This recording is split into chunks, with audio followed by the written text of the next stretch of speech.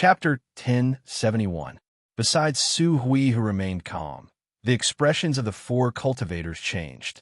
They were incredibly anxious, and some of them could not tell what Su Ming was thinking. In truth, this was a sign that they were too concerned about this matter. Otherwise, with their intelligence, they would not have been affected so easily. Xianshang hesitated for a moment, then could only smile wryly. It was impossible for him to remove the seal on the supreme treasure right then, or else everything would have been for naught. As he sighed, he calmed down and carefully thought about Su Ming's actions. Gradually, a hint of understanding appeared on his face. The remaining three also had no other choice but to calm themselves down. As they thought about it, they seemed to have found some clues, passing off the fake as the real thing. Their plan had always been to pass off the fake as the real thing, but under Su Ming's control, the fake would be infinitesimally close to the real thing. In fact, it would no longer be a mixture of the real thing, but would turn the fake into the real thing. Because of that, they would be turning the fake into the real and not creating chaos. Su Ming controlled his body to charge forward in the fog formed by the sea of fire.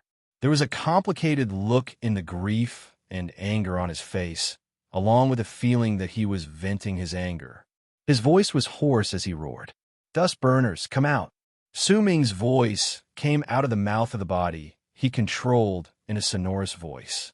It spread and echoed in the fog and the sea of fire, spreading in all directions and lingering for a long time without disappearing. Time trickled by. Su Ming controlled the body to move forward at an increasingly faster speed. As he charged forward in the fog, his resentful roars continued echoing in the air, but the dust burners never appeared. However, the fog and the sea of fire around him seemed to have been stirred up as Su Ming charged forward. It was as if he had turned into a form of friction as he moved forward. This friction caused the temperature of the fog around Su Ming to become higher, and in the end, blue flames burst forth with a bang. The flames were just a spark in the beginning, but they instantly grew larger and filled the area around the body Su Ming controlled to turn into thick, fierce flames. The flames were formed by the fog, but the fog was also formed by fire. The distortions in space seemed to be its limit. At that moment, the fog turned into a sea of fire again. With an incredibly high temperature and a presence that seemed to want to burn everything, it charged towards Su Ming from all directions with loud bangs. The sea of fire submerged the body Su Ming controlled in the blink of an eye, but at the instant it did so, Su Ming let out a cold laugh. A mere mortal fire that is only used to guard the door. "How dare you disturb me?" The body Su Ming controlled lifted his right hand and swung it forward. Immediately, the 9 blue lines of fire on his right arm shone with a blue light. 2 of them shone, and as he swung his arm, booming sounds surged into the sky. The sea of fire that filled the area charged towards Su Ming's right arm, and in the blink of an eye, it was completely absorbed by the blue lines. Almost at the instant Su Ming absorbed all the flames around him, a cold harumph swiftly reverberated in the fog, and a figure charged towards him from the fog in the distance. Su Ming's footsteps came to a halt. When he looked over coldly, he saw a young man with an arrogant look on his face. There were 6 brands of flames at the center of his brows, and he was dressed in a long, fiery red robe. With a step forward, he instantly appeared in front of Su Ming. At the instant he looked towards Su Ming, his expression changed, and the cold harumph came to an abrupt halt. In fact, he even instinctively took a few steps back. With an expression of disbelief, he stared at Su Ming, at the face of the body Su Ming controlled, and at the 9 brands of flames. The more he looked at Su Ming's body, the more familiar he found it to be, and the 9 brands of flames, which had never been new, instantly made him remember something. The young man's expression changed drastically, and he cried out involuntarily, "Clan leader." The body Su Ming controlled was an imitation of the corpse the Xian family had obtained in the past. However, some changes had been made to it, so it looked younger, but it was only similar and not exactly the same. After all, it was imitating the relationship between father and son, not the clan leader himself. However, to make it more convincing, a lot of changes had been made to the resemblance between father and son, which was why all those who saw it would feel as if they were looking at the clan leader of the past. This young man had never seen the real body of the previous generation's patriarch, so he didn't recognize him immediately.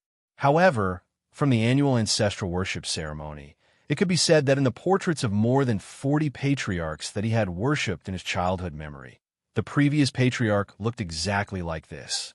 The 9 brands of flames at the center of the brows of the body Su Ming controlled played a decisive role in guiding the young man. Yet soon, once he cried out involuntarily, the young man immediately noticed that something was off.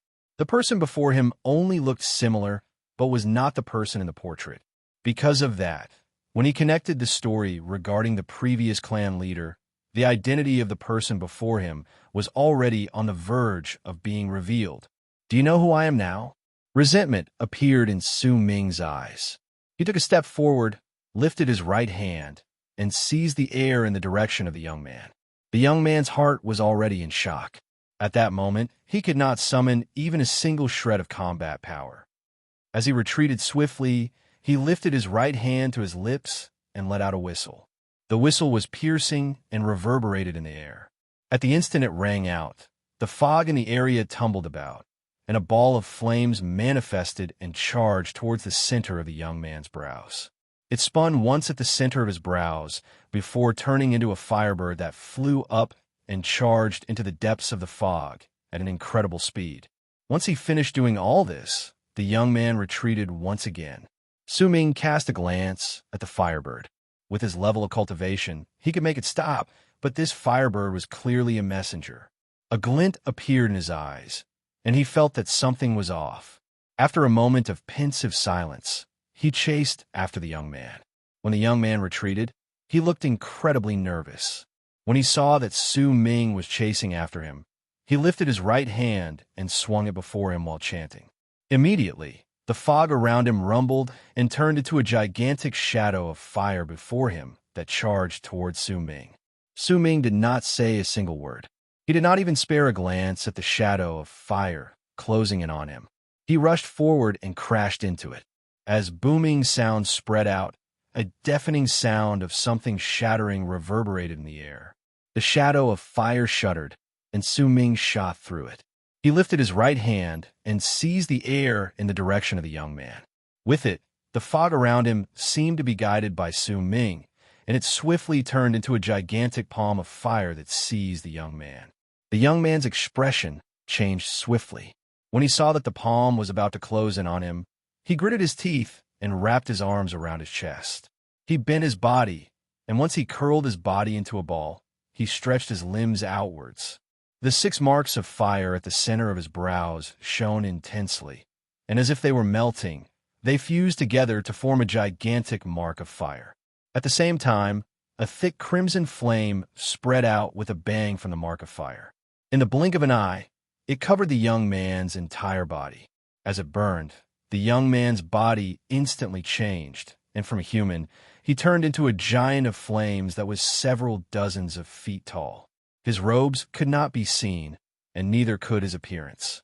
The only thing that could be seen was a giant formed by flames, and there was an incredibly clear mark of fire at the center of his brows. He threw his head back and roared, then rushed towards the palm Su Ming had seized him with. Booming sounds instantly reverberated in the air, and Su Ming's eyes focused. He was certain that this transformation art was an inborn ability of dust burners. It was the same as heaven traversers possessing wings.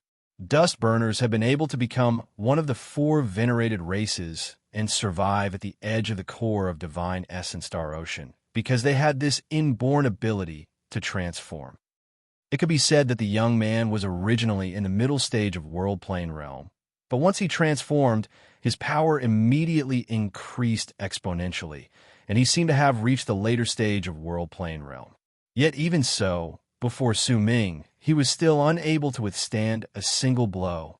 If it was not because he wanted to observe dust burners and wanted to kill them, he would have done so in an instant. A glint appeared in Su Ming's eyes, and he turned his right hand into a fan that crashed into the young man in the blink of an eye. As booming sounds reverberated in the air, the young man let out a shrill scream of pain. At the same time he coughed up blood, his body was sent tumbling backwards by the palm formed by Su Ming's palm in the air. In fact, the inborn ability to transform also crumbled at that moment. As flames scattered in all directions, he turned back into the young man. His face was pale, and he coughed up blood again. He did not even have time to wipe off the blood at the corners of his mouth.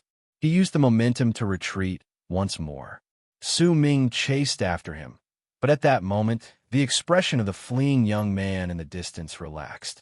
Dozens of whistling sounds came from the fog at that moment, and they came from a dozen something long arcs closing in on him. Su Ming's footsteps came to a halt. He looked over coldly and immediately saw the dozen something dust burners in the long arcs. Most of them were middle-aged men, but the person in the lead was an ancient old man. Their expressions were incredibly stern, and in fact, there was disbelief and deep skepticism on their faces. Once they closed in, the old man supported the injured young man. When he saw the young man's injuries, he frowned, and when he lifted his head, he looked at the body Su Ming controlled. Yet when he looked over, his expression instantly changed drastically. The people behind him also looked as if they could not believe what they saw. "You are." The old man stared at the face of the body Su Ming controlled. That face was incredibly familiar to him, and it was especially so when he stared at the 9 brands of flames at the center of the body's brows. All of this caused the old man's expression to turn incredibly complicated. "Who do you think I am?" In the face of the old man's question, Su Ming threw his head back and laughed. That laughter was filled with resentment, a forlorn air, and an ancient anguish that seemed to have accumulated over thousands of years. The old man fell silent, but in the blink of an eye, a resolute look appeared in his eyes. "Capture this person." When he said those words, the dozen-something people behind him froze for a moment, as if they were hesitating. "Capture him." The old man shouted this time. The dozen-something people behind him gritted their teeth and flew out together, charging towards Su Ming. To be continued. If you like this work, please come to Chidian. Come and vote for me. Your support is my greatest motivation. Chapter 1072. Don't harm his life, the old man said with a complicated look in his eyes. The dozen-something people charged forward. Once they closed in on Su Ming, before they could attack, Su Ming's shrill laughter reverberated in the air. With great grief and indignation, he lifted his right hand and hurled a punch at the dozen-something people in front of him. With it, he brought forth the strongest power that could erupt from his body at that moment, the offensive power of those in Solar Culpa realm. Booming sounds surged into the sky and were deafening to the ears. The dozen-something people froze in midair. In fact, even the old man's pupil shrank. The power that erupted from Su Ming's body caused him to be apprehensive. "This is my race," Su Ming said while laughing with grief and indignation. However, the anguish in his laughter was something that only those who had experienced it before could understand. "This is the race that I've been searching for after going through so many hardships and risking my life." Su Ming lifted his right hand and hurled another punch forward. "I didn't come here today to become a dust burner. I want to take away the thing my father left here. With just you, you won't be able to stop me." As Su Ming took a step forward, he hurled another punch forward. The power of those in Solar Culpa realm completely erupted from his body at that moment. Booming sounds reverberated in the air, and by himself, he forced the dozen-something dust burners to continuously retreat. Each of Su Ming's punches did not land on their bodies, but on the area in front of them. Because of it, he could form a powerful impact that swept up the dozen-something people, making it impossible for them to get closer. They could only continuously retreat. The old man's expression changed. His pupils shrank, and he stared at the body Su Ming controlled. A strange light shone in his eyes.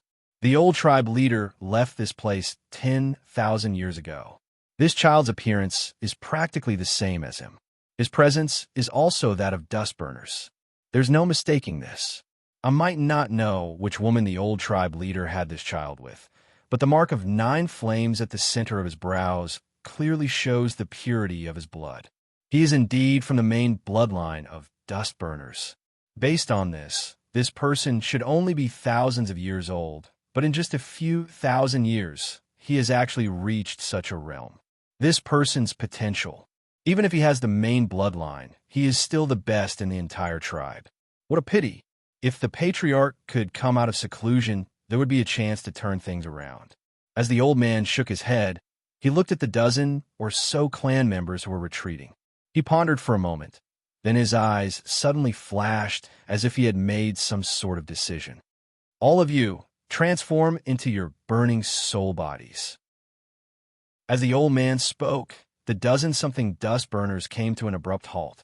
Once they huddled together, the mark of the flames at the center of their brows fused together. Suddenly, booming sounds reverberated in the air, and in the blink of an eye, the dozen-something people turned into a dozen-something gigantic fire giants. As they roared, they charged towards Su Ming. Su Ming saw the change in the old man's expression, and a thought appeared in his heart. He refused to believe that Dust Burner's progenitor, a master of fate, lives, and death, would not notice something like this happening right before Dust Burner's doorstep. But that person still had not appeared. Perhaps there were other reasons behind this. Su Ming had a vague idea of a reason behind it. At that moment, there was a floating continent at the core of the fog. It was not very big, but it was enough for more than 100,000 Dust Burners to live there for countless years. This was where Dust Burner's tribe was located. The continent was a desert. There was not a single hint of vegetation on it. Waves of heat filled the area, and heat waves would occasionally charge through the area. There were tall towers on the land. The heights of the towers varied, but the shortest ones were 1,000-something feet tall, while the tallest ones were 100,000-something feet tall. When Su Ming looked over, he found that there were tens of thousands of towers on the continent. They were scattered all over the place, and there were flames burning around each tower. The most important flames were at the top of the towers. As for the flames on the bodies of the towers, they were caused by the sea of fire that poured down like flowing water. The flames at the top of the towers did not seem to be anything special at first glance, but if anyone took a closer look, they would find that they seemed to be eyes of fire. Because of that, the entire continent gave off the feeling that there were 10,000 eyes that could see through all the secrets of the universe. At the top of the tallest tower, which was 100,000-something feet tall, there was a person sitting under the eye of fire. He was a middle-aged man. His face was a little dark red, and there was an awe-inspiring expression on his face. There were also 9 marks of the flames at the center of his brows. He stared at the gigantic eye of fire before him quietly. There were 9 old men standing beside him. They did not say a single word at that moment, and they were all looking at the eye of fire. Within the fire was the scene of Su Ming fighting against the dozen-something dust burners in the fog beyond the continent. After a long while, the middle-aged man asked faintly, "Are there any signs of the progenitor coming out of isolation?" "There are no signs at all," an old man behind him said in a low voice. "No signs at all. Then it means that the old man has already come out of isolation." The middle-aged man smiled faintly, but there was a hint of gloom in his smile. That gloom was due to the body Su Ming was controlling in the eye of fire at that moment. This person isn't old, but he has already reached this level of cultivation. It can be seen that he has gone through many dangers during the years he has been out there. The middle-aged man said softly, "As his uncle, I feel a little guilty towards my older brother for not showing him any care over the years." The middle-aged man sighed softly. "Oh well, just kill him. The 9 of you will go personally and use the fastest speed possible to wipe off all traces of this person. I feel very uncomfortable when I see the 9 marks of fire at the center of his brows." The middle-aged man's voice was still calm. The 9 old men beside him hesitated for a moment before they lowered their heads and voiced their obedience. In the span of a breath, the 9 of them disappeared without a trace. How could the old man not be tempted by such a prodigy? "But why aren't you saying anything? Could it be that there's something wrong with this person?" "Oh well, I'll help you solve it." The middle-aged man mumbled and closed his eyes. There was an endless space above the sea of fire in the fog. This place was very far away from the battlefield where Su Ming was. It was quiet all around. In fact, even the booming sounds from the battlefield could not reach this place. There was an indistinct figure sitting cross-legged in the fog. That figure was not tall and was very thin, as if he was a boy. He was staring downwards, as if his gaze could pierce through all the obstructions of the fog and see Su Ming on the battlefield. The blurry figure shook his head and muttered to himself, "The aura is correct, the fire marks are correct, the feeling of the bloodline is also correct, and his expression is also very real. But why do I feel a sense of unfamiliarity from him?" Zhe Rong and his younger brother turned against each other in the past, but it was a pity that I had something to do outside. When I came back, he had already left the tribe. I predicted that he would face a disaster of death that could not be resolved, which was why I did not chase after him. The tribe also had a new tribe leader. However, in my divination, Zhe Rong does not have any children. The indistinct figure's eyes sparkled. At the same time, a piercing, cold glare appeared in them. There was also hesitation. Whether you are a dust burner and Zhe Rong's descendant all depends on whether you have awakened to the inborn ability of burning spirits. If you can turn into a burning spirit, then I will appear and let you acknowledge your ancestors. If you can't, I like to see just who is scheming against us dust burners. The indistinct figure laughed coldly and no longer spoke. Booming sounds surged into the sky and reverberated in the battlefield. Su Ming still did not stop in the face of the dozen-something fire giants who had turned into burning spirits. Even if these people's levels of cultivation had increased exponentially after they transformed, the strongest among them was only in Lunar Culpa Realm. Compared to the power in Solar Culpa Realm that Su Ming could bring out with his current body, the difference was too great. And this was even before Su Ming activated the power of his Akang clone, or else he could use this body to fight against the Almighties in Mastery Realm, just like how he had fought against Heaven Traverser's progenitor. If Su Ming had this supreme treasure for his body at that time, then he was confident that he could fight against Heaven Traverser's progenitor fiercely and make him frown. With a cold harumph, the anger and grief on Su Ming's face did not diminish. With a step forward, he threw 3 consecutive punches. Boom, boom, boom. The 3 punches rammed into the air and stirred up a powerful wave of impact that turned into booming sounds that spread in all directions, causing the dozen-something people who had turned into burning spirits to immediately fall back, as if a violent gust of wind had swept past them. Su Ming moved and swiftly rushed out. However, at the instant he did so, a strong sense of danger rose in his heart. Xian Shang, Yin Yu, and Su Hui could sense it clearly. Careful, powerful warriors have arrived. It's not just one, there are 9 of them. The crowd's voices traveled into Su Ming's mind. At the same time, the expression of the old man who had appeared the earliest changed. At that moment, 9 powerful vortexes appeared in the space around Su Ming. 9 people walked out of them, and there were 9 old men. They were 9 Almighties in Solar Culpa Realm. Their appearance immediately caused the sea of fire in the fog to surge as if a storm was raging. Violent, booming sounds rang out, and as the fog tumbled backwards, a wave of heat that could burn everything erupted from the 9 people's bodies with a bang. At the same time, a piercing light rose along with the wave of heat. It came from the 9 scorching suns behind the 9 people. Once the 9 people appeared, killing intent spread out in all directions. A solemn expression appeared on Su Ming's face, but he did not forget to throw his head back and laugh. There was an air of farewell in that laughter, along with great anger. This suited his status, and it also caused conflict to appear on the face of the old man who had appeared the earliest, but it soon turned into resolution. The old man gritted his teeth. He did not attack, but instead immediately sent his words to Su Ming. The former tribe leader showed me kindness in the past. I was unable to repay him in the past. Now that his son is here, why should I hesitate? Young master, hurry up and turn into burning spirits. With your level of cultivation, you must have awakened your inborn ability. If you turn into a burning spirit, then everything will be resolved. A glint appeared in Su Ming's eyes. When he saw dust burners transforming, he had already memorized it, and he had also seen some clues about it. At that moment, as the old man spoke, Su Ming took a few swift steps back. He was incredibly certain that the reason why Dust Burner's progenitor had not appeared was because he had not gone through the burning spirit transformation. This was definitely because he was uncertain about his status. Burning spirit transformation. At the same time Su Ming sent his divine thought to the bald crane, he also sent his will to Xian Shang and the others. At the same time, just as he was about to learn how to curl up into a ball, a thought appeared in his heart, and he gave up on this action.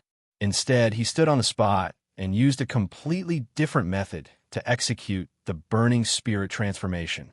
At the same time, he started stirring up Ikang's presence in his soul, looking for a guaranteed monthly ticket to be continued. If you like this work, I welcome you to Kamachidian. Come and vote for me. Your support is my greatest motivation. Chapter 1073. He had to spread out Ikang's presence because Su Ming's burning spirit transformation was naturally fake. It was just an external transformation, but once the other dust burners turned into burning spirits, their levels of cultivation would increase by a large margin. Because of it, if Su Ming still retained his current level of cultivation after he transformed, then the other dust burners would be able to tell that it was fake with just one glance. And if he fused with Ikang's presence, Su Ming's level of cultivation would increase. Because of it, the cultivation of the body he controlled would also instantly increase. The speed and presence of this increase was practically the same as when dust burners turned into burning spirits. As Su Ming sent his divine thought outwards, Xian Shang and the other three immediately focused their attention. Together with Su Hui, they formed the image of dust burners transforming into burning spirits in their minds. The bald crane also used its full strength to call out the crystals in its heart. With Su Ming acting as the main soul, it started transforming along with the Xian family's supreme treasure. Su Ming did not know what he would look like after he transformed as the son of the tribe leader and a dust burner with 9 marks of the flames. He could only make his own judgment about this. As he transformed, the mark of the flames at the center of his brows swiftly fused together, and his body was swiftly enveloped by a sea of fire. With a bang, a flame that was exactly the same as the previous burning spirit appeared in the fog in the galaxy. Su Ming intentionally slowed down his transformation. His eyes were hidden in the flames, and as he transformed, he quickly observed the changes in the expressions of the people around him, especially the 9 old men in Solar Culpa Realm and the person who had reminded him to transform just now. These 10 people were the main focus of Su Ming's observation. As he observed them, he noticed that when he transformed, the 9 old men in Solar Culpa Realm came to an abrupt halt and stopped attacking. Instead, they focused their attention on him, but when they saw that he had transformed into the exact same appearance as the others, 7 of them looked as if their expressions were the same, but 2 of them seemed to have let out a faint sigh of relief. This scene caused Su Ming's heart to focus. When he looked towards the old man who had warned him previously, he saw a hint of disappointment on his face. Su Ming's mind raced. At the instant his body was about to complete its transformation, he lifted his right foot and stomped on the galaxy while letting out a low growl. Immediately, blue flames shot out with a bang from the mark of the flames that had fused together at the center of his brows. That blue flame was formed by the blue thread on the right arm of the body Su Ming controlled. When it appeared, it immediately covered his entire body, causing the flame giant he had turned into a blue man made of fire. Su Ming's eyes, which were hidden in the flames, did not show any signs of relaxing. Instead, they shone brilliantly. He immediately saw the 9 old men in Solar Culpa Realm, and their expressions instantly changed. In fact, a hint of nervousness and shock appeared on their faces. As for the old man who had warned him earlier, his disappointment turned into excitement in the blink of an eye. When Su Ming saw this, he no longer hesitated. He might still be slightly uncertain, But he no longer had time to think too much about it. He gritted his teeth and completed his transformation. What appeared before the crowd was a flame giant that was several hundreds of feet tall. The flames on the giant's body were azure blue. In the galaxy, surrounded by dust burners, Su Ming's flames became the most dazzling and resplendent flames. If it was just a transformation of his body, it would not have been enough to shock the people, but the presence that erupted from Su Ming's body might still be in Solar Culpa Realm, but it was clearly much stronger than that of an ordinary cultivator in Solar Culpa Realm. It stirred up a loud bang and a mighty pressure, forcing the 9 old men in Solar Culpa Realm to retreat as their expressions changed. And this was only because Su Ming had fused Akang's presence into his body and not his true Akang clone. Or else with the supreme treasure, he could fight against an almighty in Mastery Realm. Besides, the supreme treasure and the bald crane formed a perfect defense, preventing Su Ming's Akang presence from spreading outwards. Because of it, his final weakness disappeared without a trace. Almost at the instant, Su Ming's body turned into a blue person of fire. The middle-aged man, sitting and meditating at the top of the 100,000 feet tall tower on the continent belonging to dust burners in the depths of the fog, opened his eyes swiftly. He stared at the eye of fire before him, and as his expression changed, he stood up. He reached blue flame transformation. At the same time, a faint smile appeared on the lips of the blurry figure, who looked like a boy above the fog. At the instant he saw Su Ming turn into a blue man of fire, all of his doubts were dispelled. In truth, even if Su Ming had only turned into a normal crimson flame, he would not have doubted him. He would only have been slightly disappointed. After all, crimson flames were something all dust burners could reach once they awakened, but blue flames were much more difficult. They would need to awaken a second time, and this had nothing to do with their level of cultivation. The main focus was on their blood. In just a few thousand years, you've reached Solar Culpa Realm, and your blood has reached blue flame transformation. Zerong, you've given your people a great gift. The indistinct figure stood up with a smile and walked towards the battlefield where Su Ming was. This child has reached Solar Culpa Realm, but the sun of his cultivation base hasn't manifested. This means that he isn't truly in Solar Culpa Realm, but is a result of some sort of serendipity. If that's the case, then it would explain why he could possess such combat abilities in just a few thousand years. Not bad at all. The blurry figure was indeed a boy. He had a head full of white hair, but he looked like he was only 7 or 8 years old. He took a step forward with a smile, and the praise and joy on his face filled his entire face. Once Su Ming transformed, he looked towards the 9 people in Solar Culpa Realm whose expressions had changed. The area around him was filled with dead silence. The dust burners' gazes when they looked at Su Ming were no longer the same. There was respect in their eyes, along with fanaticism. The 9 of you want to kill me? Su Ming looked towards the 9 people in Solar Culpa Realm and asked in a ghastly voice. A vast, mighty pressure immediately spread out as he spoke, sweeping up the fog in the area and causing it to tumble about. His voice reverberated in the air with rumbling echoes. The 9 people's expressions changed and anguish rose in their hearts. They knew that there were plenty of rules in the race, and one of them was that those with more marks of fire would gain respect. The 9 of them only had 8 marks of fire, and attacking just now could be considered as breaking the rules of the race. However, no matter what, Su Ming was not a member of the race, so it did not matter too much. Yet now, once he transformed, and especially when he used blue flame transformation, they knew that there was no need for anyone to verify that he was a dust burner. With the marks of 9 flames fused together, a mighty pressure that was even stronger than his level of cultivation was formed. Even the tribe leader did not have the right to kill a member of the race who had the marks of 9 flames and blue flame transformation at the same time. As the 9 people in Solar Culpa Realm hesitated, a long string of laughter broke the silence. The fog tumbled backwards, and an indistinct figure walked out of thin air.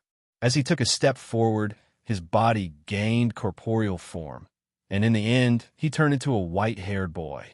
The boy's appearance immediately caused the expressions of the 9 people in Solar Culpa realm to change drastically.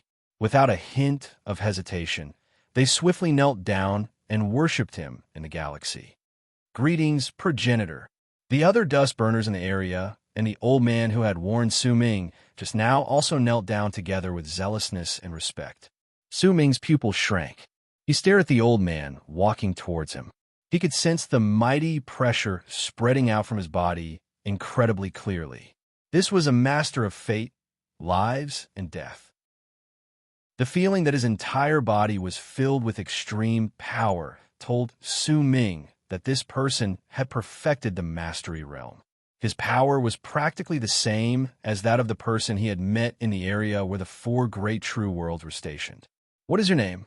A smile appeared on the boy's face as he looked at Su Ming. Mo, Su Ming said flatly. Xian Shang. Yin Yu, and Yin Yu immediately became nervous. Su Ming's answer was not the name they had decided on previously, but Su Ming was the one in charge of everything. And on the way here, his decisions had been crucial.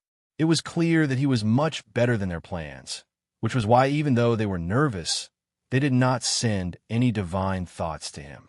Oh, why is he called this? The boy frowned slightly.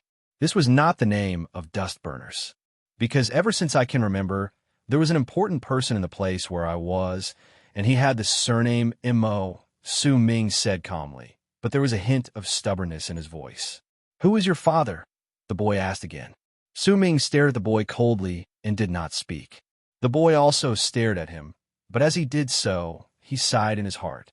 He could see the resentment and grief in this person's heart. There was no need for Su Ming to answer. His father should have died when he was born, and he was raised by a person with the surname Mo. He must have been able to find this place, because Zhe Rong had left behind a keepsake and a guide when he entrusted his son to him before he died. I don't have a father. Su Ming let out a cold harumph. What are you saying? The boy growled. There was a hint of heaviness in his voice as he continued speaking. Your father's name is Zhe Rong, and he was the previous tribe leader of dust burners. I watched him grow up, and you are a dust burner. You are also our young tribe leader. Oh well, I will tell you about your father later. Now, child, you're home. The boy stared at Su Ming, and a hint of kindness appeared on his face. I'm not a dust burner. I came here to take away Zhe Rong's legacy you spoke of. Since you dust burners could abandon my father and me outside for thousands of years, then The stubbornness in Su Ming's voice grew stronger, but before he could finish speaking, the boy swung his arm. Immediately, all the fog in the area let out a loud bang at the same time and turned into a gigantic palm. That palm practically occupied most of the galaxy. There was no end to it. It was formed by fog. Once it appeared, the palm clenched into a fist. It had not just grabbed Su Ming, but also all the dust burners in the area. Booming sounds reverberated in the air.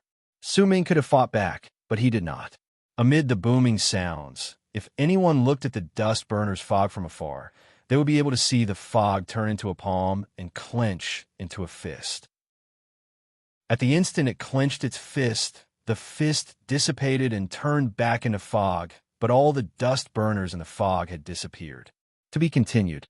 If you like this work, please come Achidian. Come to vote for me. Your support is my greatest motivation. Chapter 1074. In the depths of the fog was a tower that was only several thousands of feet tall on the continent where dust burners lived. There was an eye that looked like a ball of fire standing on it, and within it was Su Ming, still and unmoving. There was an endless sea of fire around him. It was as if he was in another world. Dust Burner's progenitor, who looked like a boy, sat cross-legged beyond the eye of fire. It was the 9th day since Su Ming was brought back to Dust Burner's continent from the battlefield of fog. You're so stubborn. You're just like your father in the past. I've told you many times that when your father and your uncle turned against each other and left, I couldn't rush back in time.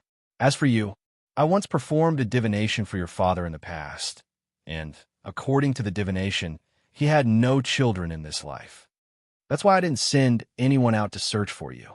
But I admit that there are times when the divination changes.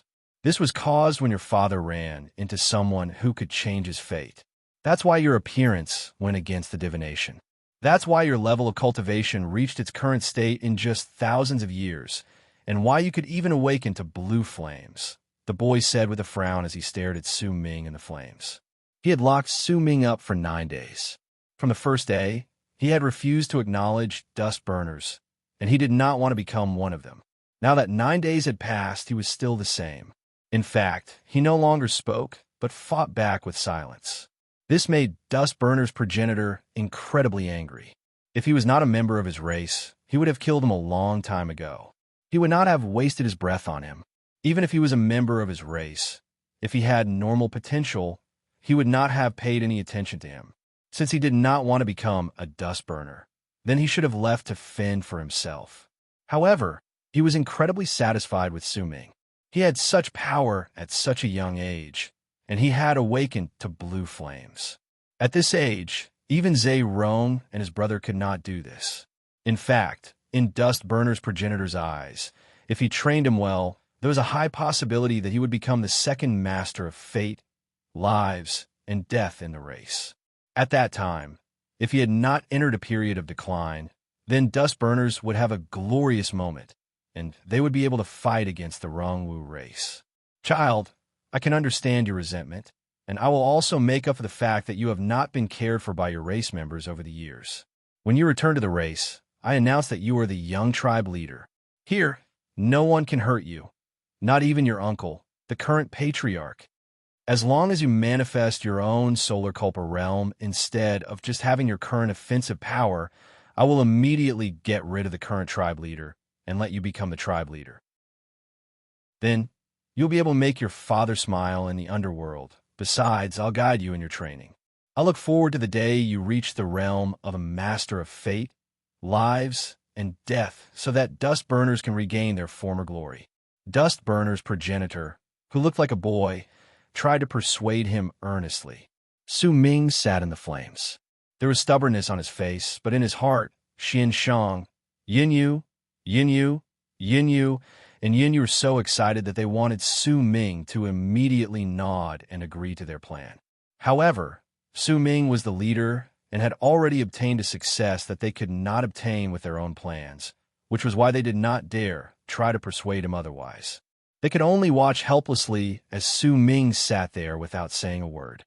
After remaining silent for several days, Su Ming opened his eyes and asked, "How could you let me become a master of fate, lives, and death?" Dust Burner's progenitor immediately smiled. As long as Su Ming spoke, everything would be fine. He was the most worried that Su Ming had already made up his mind. Since he had spoken, then everything would be negotiable. Of course, even if you didn't become a master of fate, lives, and death, when I reach my declining phase, I will still turn all the epiphany I have gained into the 10th mark of the fire and fuse it into your body so that you can become an almighty in mastery realm. However, that will cause your level of cultivation to stop, and you will never be able to gain an epiphany of fate realm. Dust Burner's progenitor looked at Su Ming and smiled kindly. When he saw that smile, Su Ming fell silent. There were slightly complicated feelings in his heart. That smile was real, and everything he had done during the past 9 days was also real. He had truly treated Su Ming as Zhe Rong's child and a dust burner. Su Ming had only seen this sort of smile on a few people before. One of them was his elder, another was his master, but the third was Dust Burner's progenitor. Mo, don't worry. I promise you that I will do my best to make up for the grievances you suffered over the years. Dust Burner's progenitor looked at Su Ming, and his smile became even more kindly. The praise on his face grew stronger as the days passed, and he conversed with Su Ming. He truly liked the child before him. He was wise, but also hot-blooded.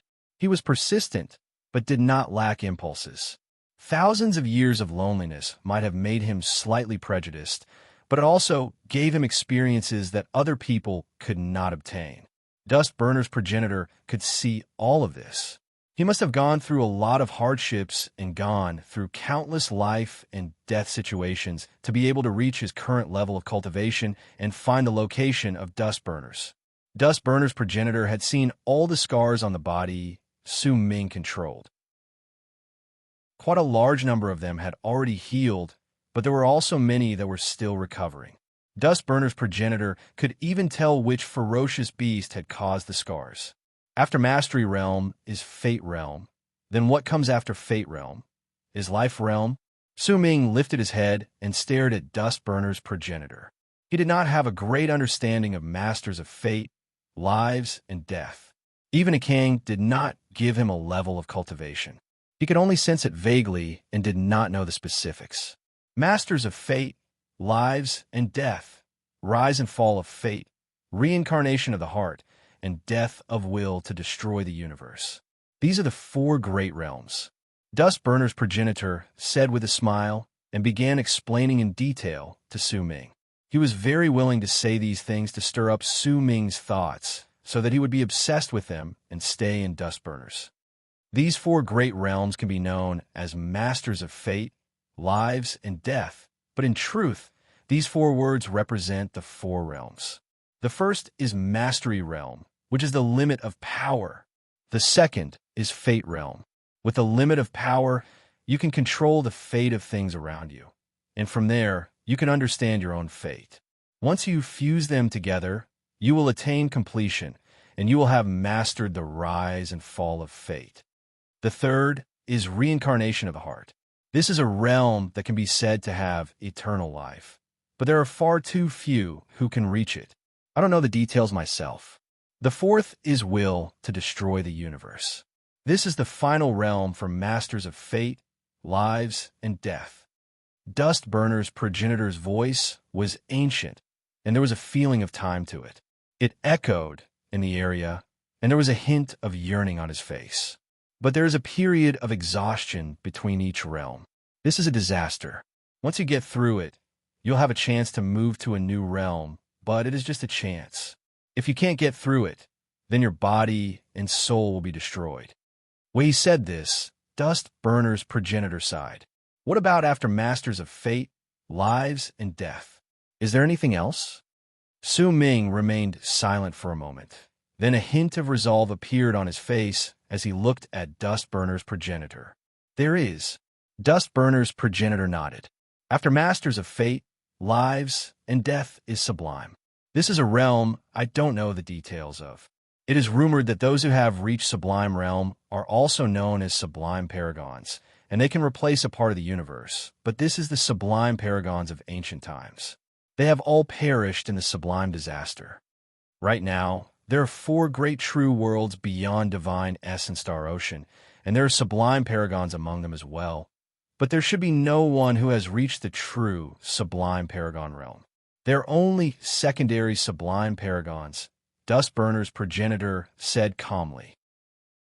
Dustburner's progenitor said calmly, but the impact of his words on Su Ming was incredibly great. It also caused the hearts of Xian Shang, Yinyu, and Su Hui to tremble. They noticed that when they were with Su Ming, they seemed to be able to learn about some things they had never been able to learn about in their entire lives, such as the 3 great ancient kingdoms, the Resentful Way, and the 361 expanse cosmoses. Another example was the difference between the realms of Masters of Fate, Lives, and Death, and the legends of Sublime Paragons. What happens after that? The resolve on Su Ming's face became stronger. After that, Avicania. Dustburner's progenitor stared at Su Ming and shook his head. Avicania is a realm, and it is just like these 3 words. If you do not reach this level of cultivation, you cannot speak of it, or else you will bring about a great disaster.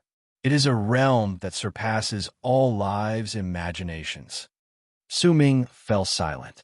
This was the first time he had heard of such a detailed realm. At that moment, he might have seemed calm, but he was worried that a huge storm had raged in his heart. These realms were like ravines placed in front of him, but they also stimulated Su Ming's resolve. He longed for the day when he could cross these ravines and reach a realm that all lives could not speak of, or perhaps they did not dare to speak of. Perhaps this is the true meaning of Avicania. A glint appeared in Su Ming's eyes. All lives in the universe have existed for a long time. Countless races rose and fell. Some of them still exist, some of them have been destroyed, and their bloodlines have disappeared. Some of them have become even more glorious. The foundation of a race's strength lies in powerful warriors. It lies in whether there is someone in the race who can take over their position, and whether there is someone who can become a master of fate, lives, and death. Mo, you are a dust burner. Dust burner's progenitor said earnestly. I'm not. Su Ming felt slightly complicated in his heart as he stared at Dust burner's progenitor. You. Dust burner's progenitor stared at Su Ming, and after a long while, he sighed. Since you don't want to admit that you're a dust burner, then why did you come here? I don't believe in the item you left behind. Tell me, what is your goal? Dust burner's progenitor looked at Su Ming and shook his head. Su Ming remained silent for a moment before his gaze landed on Dust burner's progenitor. I want to go to the fifth true world. When Su Ming said these words, Dust burner's progenitor's eyes suddenly focused.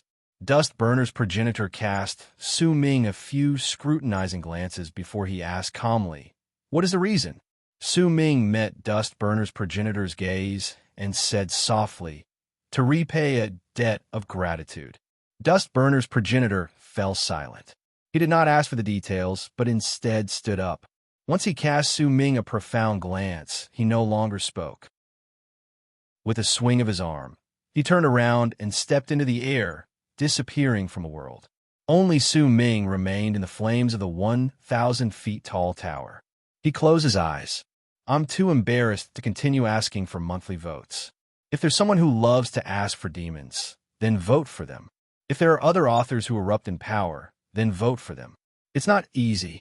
I recommend this place to demons. I ask for recommendation votes. To be continued. If you like this work, please come to Chidian. Come to vote for me. Your support is my greatest motivation. Chapter 1075. Xian Shang and the other three felt incredibly complicated emotions in Su Ming's heart. They were excited by Su Ming's achievements after he changed his plan, but they were also filled with surprise and a hint of uncertainty because Su Ming had actually mentioned the fifth true world to Dust burner's progenitor. After all, this was where Dust burner's tribe was located. Once their identities were exposed, it would be impossible for them to escape. Only death would await them. In their nervousness, Xian Shang and the other three did not send any divine thoughts to Su Ming. Instead, they had their own thoughts. Su Hui had always agreed with Su Ming's decisions, and even at that moment, she still did so. The bald crane was a simple-minded person. No matter what Su Ming did, the only thing it cared about was the crystals. Su Ming sat in the flames and quietly closed his eyes. His expression was calm, and not a single hint of emotion could be detected on it. He did not want to deceive Dust burner's progenitor, even if he had wanted to kill this race before he came. However, the kindly expression on Dust burner's progenitor's face eventually turned into a sigh in Su Ming's heart. Humans were complicated. They would be moved by something, and because of it, their thoughts would change. This was normal. It was the case for others, and it was the same for Su Ming. If Dust burner's progenitor had been indifferent to him, then Su Ming would not have been moved, but the more amiable he was and the more kindly he looked at him, the more complicated Su Ming felt. He was not a dust burner, and he had a motive for coming here. That was why when Dust burner's progenitor had said that he was a dust burner, Su Ming had told him that he was not. In Dust burner's progenitor's ears, these words were due to Su Ming's stubbornness and resentment. But in truth, Su Ming had spoken the truth. That was why he had even told Dust burner's progenitor his true goal for coming here. And clearly, Dust burner's progenitor had also mistaken it as a request from Su Ming. If he fulfilled this request, then he would choose to become a dust burner. This was not because Dust burner's progenitor did not have enough experience, and neither was it because he was stupid. Instead, the body formed by the supreme treasure on Su Ming's body and the changes in the bald crane's details made him unable to see any clues. Su Ming's story, his expression, his gaze, and all his words were flawless. It could be said that if the supreme treasure, the bald crane, or Su Ming were missing, they would not have been able to do what they did. Days passed by. Su Ming continued waiting as he sat cross-legged in the flames. When a month passed, Dust Burner's progenitor, who looked like a boy, appeared beside the 1,000 feet tall tower. There was a hint of fatigue on his face as he looked at Su Ming, who was in the flames. Su Ming also opened his eyes and stared at Dust Burner's progenitor. He also saw the man's fatigue. "Are you sure you want to go to the fifth true world?" Dust Burner's progenitor asked calmly. Su Ming nodded. "If you want to go to the fifth true world, you must bring the fifth stone to the fifth ocean. When you are there, the fifth stone will be attracted by the fifth true world in space, and it will break through space at an extreme speed. You must remember, you must hold onto that stone tightly. Only then will it bring you through time. When you return, you must preserve the fifth stone. This is the only way for you to return." Dust Burner's progenitor remained silent for a moment before he swung his right hand. Immediately, 2 pieces of jade charged toward Su Ming. They shot through the flames and floated in front of him. When Su Ming lifted his hand to catch them, he scanned them with his Atman, and his heart immediately trembled. The first jade slip was divided into 2 parts. The first part was a detailed map of the entire inner part of Divine Essence Star Ocean. The location of the fifth ocean was clearly marked there. The second part was a gigantic outline, and there were 4 words written on it: the fifth true world. This was a general map of the fifth true world. It might not be very detailed, but even if there was just a hint of it, it was enough to shock a person. After all, this was the fifth true world that had disappeared for countless years. There was only one part of the second jade slip. It was a place in an unknown region. It was divided into 9 layers, and each layer was detailed. In the 9th layer, which was the deepest part of the map, was a fiery red region. There were 3 words marked there: the fifth stone. The second jade slip is a map of the fifth kiln. If you want to go to the fifth true world, you will need the fifth stone, and the fifth stone will only be produced in the fifth kiln. When Dust Burner's progenitor saw the shock on Su Ming's face, he explained the reason for the second jade slip. Su Ming fell silent. The shock in his heart became even stronger. Besides the 3 maps, there was another reason why Su Ming's heart trembled. He could sense a bloody presence from the first jade slip. That bloody presence was not ancient, but had just appeared. "Progenitor, how did you obtain this jade slip?" Su Ming hesitated for a moment before he looked towards Dust Burner's progenitor. When he saw the fatigue on his face, he came to a vague understanding. "It's nothing. I have the map of the second jade slip, but I don't have the complete first part. Besides, I might know how to head to the fifth true world from the fifth ocean, but I've never been there before, so I don't know how to return. Besides, if you go to the fifth true world, you will need a map, which is why I went to the fifth ocean and asked a few of my old friends for a copy." His words were spoken in a casual manner, but Su Ming could hear the bloodthirst and bloodlust in them. During the past month, Dust Burner's progenitor must have stirred up a storm in the fifth ocean and fought a great battle before he managed to snatch the first jade slip. The fatigue on his face was the proof of the battle. The person who had such an important map, especially the part regarding the fifth true world, was definitely not a weakling, or else Dust Burner's progenitor would not have needed a month to obtain it, and he would not have looked so tired. By the way, if you can truly obtain the fifth stone, then once you reach the fifth ocean, remember to make a copy of the map and throw the first jade slip into the ocean. At that time, someone will come to collect it. Once that person sees the jade slip, he won't make things difficult for you," Dust Burner's progenitor said calmly. Su Ming fell silent. He could imagine that there were definitely some alien races in the fifth ocean, and they would clearly not let outsiders enter the fifth ocean as they pleased. Then the jade slip in his hand was a keepsake that could allow him to freely enter and leave the fifth ocean. And obtaining this keepsake was naturally related to Dust Burner's progenitor venturing out this time. Besides fighting against him, Dust Burner's progenitor must have also paid some sort of price. "All right, stop acting like a child. I admit that I was unfair to your father in the past, and I didn't search for him, causing you to wander outside for many years. I said that I would make up for this. Since you asked to go to the fifth true world, then I will naturally do my best to help you. As for me, I'm fine." Dust Burner's progenitor smiled kindly. He looked at Su Ming with an expression that made him look like he was looking at a promising junior in his family. Su Ming fell silent. His heart was filled with incredibly complicated emotions, and he also felt slightly ashamed. Now, let's talk about the main point. The fifth kiln. Dust Burner's progenitor's expression became stern. There are very few people in all of Divine Essence Star Ocean who know the location of the fifth kiln, but most of the ancient existences know about the connection between the fifth kiln and Dust Burners. The fifth kiln is the supreme treasure that Dust Burners protect, Dust Burner's progenitor said calmly while looking at Su Ming. However, there is one thing that many people don't know. If you could come here, then you should know that there are 4 venerated races in the inner parts of Divine Essence Star Ocean.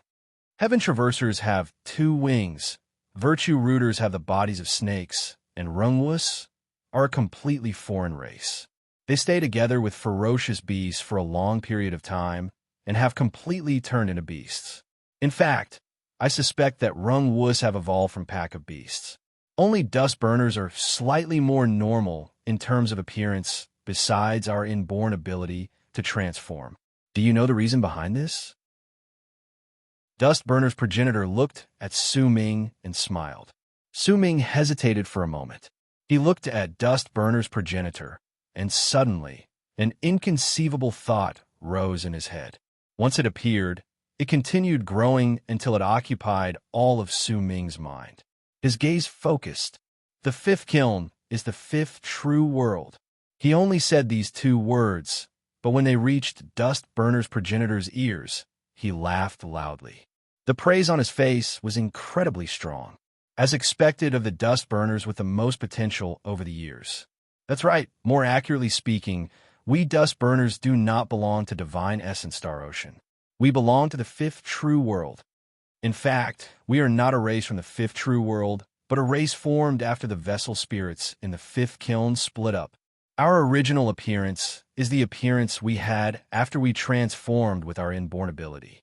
However, once the 5th kiln arrived in Divine Essence Star Ocean, we obtained the forms we could transform into, and, at the same time, the seal our master placed on us in the past was broken.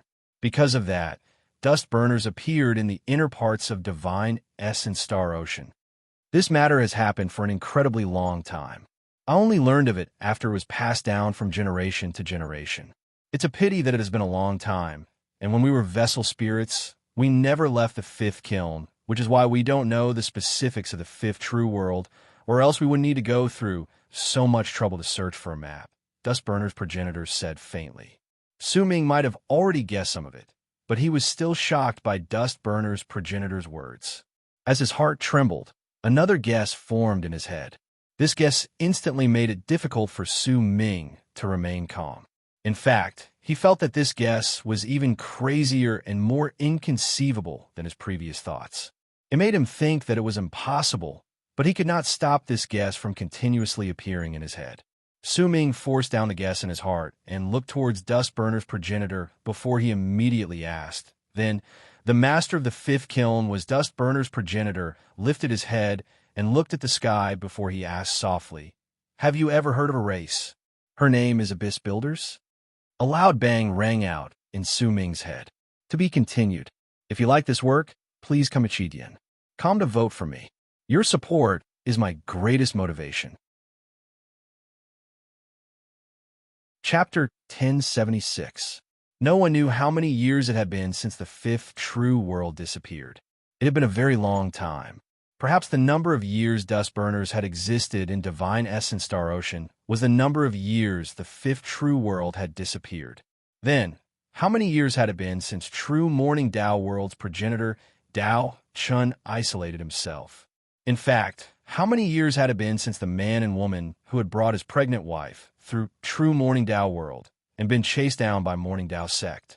His wife had been heavily injured and was about to give birth. She had died with a smile on her face, and when the man held her in his arms, he had shouted in an incredibly shrill voice, "This world's Abyss Builders." How many years had it been since then? Su Ming's heart trembled. All sorts of thoughts rose in his mind, but they were immediately sealed off by him with his cultivation base, causing Xian Shang, Yin Yu, Yinyu, and Su Hui to be unable to see anything. The time isn't right. This shouldn't have left the fifth true world with the fifth kiln. Su Ming mumbled in his heart, but there was uncertainty in his voice, because he did not even know how many years he had existed. You're still a child. You wouldn't know about abyss builders. When Dustburner's progenitor's words reached Su Ming's ears, he forced down the hint of complicated feelings and melancholy in his heart. He had long since been certain that the man who had thrown true Morning Dao world into chaos was his father, and the pregnant woman about to give birth was his mother, who he had seen in the depths of his memories in Western Ring Nebula's foreign lands. She had hugged him and protected him even in death. However, he did not want to think about it, and did not want to sink into the vortex where he could get lost. Perhaps there had been a time when a man looked at a woman with a smile, and a woman lowered her head to stare at her swollen belly.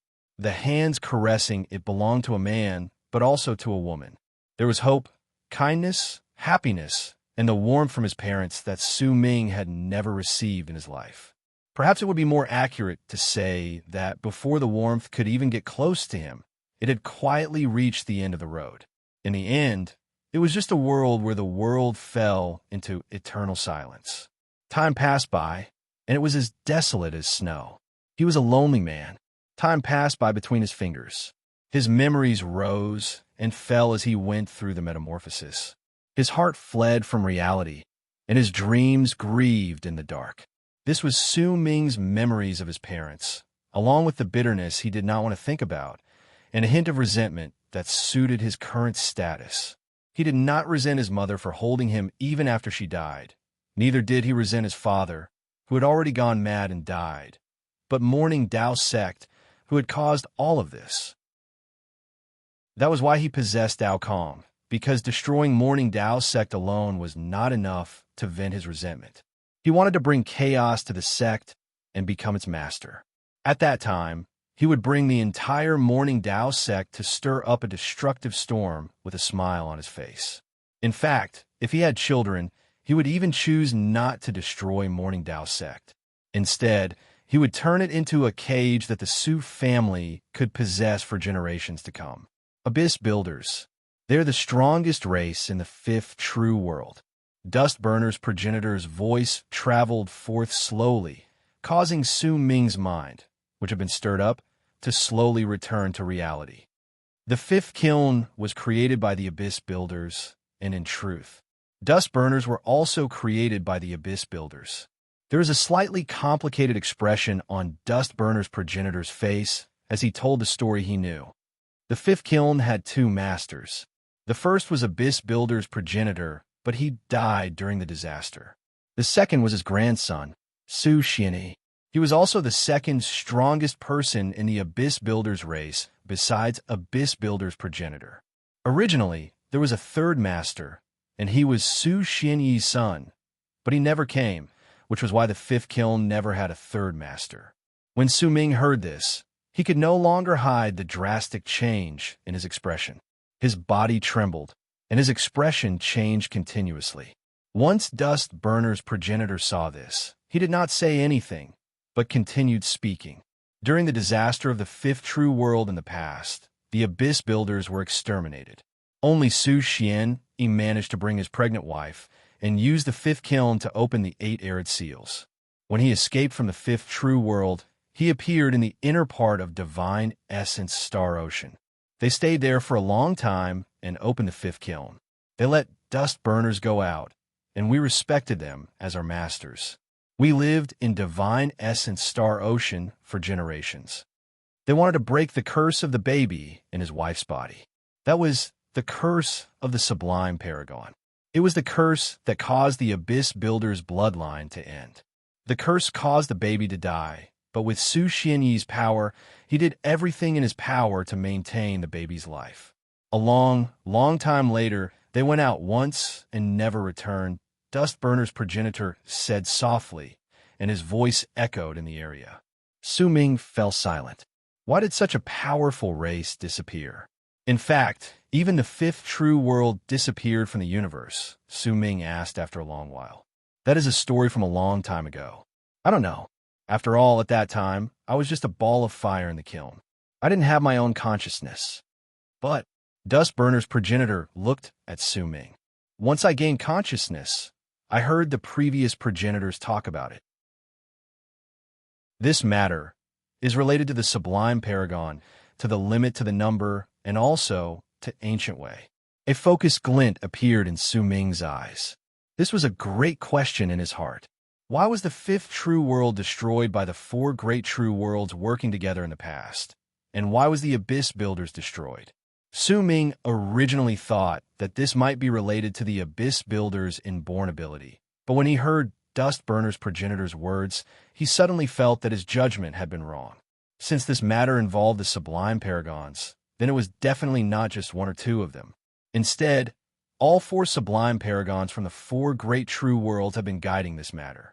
Then just what was the reason that caused the sublime paragon who had surpassed the masters of fate, lives, and death to care so much and be so determined to destroy the Abyss Builders? Number, limit, and ancient way. These three words echoed in Su Ming's head, but he could not connect them together. How many Abyss Builders? Whose limit was it? Why did they have to destroy the Abyss Builders? And why was this connected to the already destroyed ancient way? All right, you need to know about the past of Dustburners. Now, I will bring you to the fifth kiln. As for whether you can find the fifth stone in there, that will depend on your serendipity. Over the years, the fifth kiln has changed a lot. Some other vessel spirits that have manifested as illusions have also appeared, and they are incredibly dangerous. However, you are a Dustburner, so you have a natural advantage. However, once the kiln is activated, it will be impossible for you to be the only one to step in, because a sea of fire that will sweep through the entire divine essence star ocean will be stirred up. Because of it, some of the almighties in divine essence star ocean and the cultivators from the other worlds will rush over. Are you certain that you still want to go to the fifth kiln? Dustburner's progenitor looked at Su Ming. Su Ming remained silent for a moment before he nodded. Dustburner's progenitor cast Su Ming a profound look, then lifted his right hand and swung it. Immediately, the flames around Su Ming tilted backwards, revealing his body. Immediately after, Dustburner's progenitor swung his arm, and the weather immediately changed. Wind stirred and clouds surged, as if time and space had changed. Clouds could be seen moving past the sky like flowing water. This scene made it seem as if the sky and the earth had changed. Su Ming clearly felt that he had not moved. In fact, Dustburner's progenitor was also standing there without moving, but when everything stopped after the span of a few breaths, Su Ming discovered to his shock that he was no longer in Dustburner's land. He was surrounded by an empty galaxy.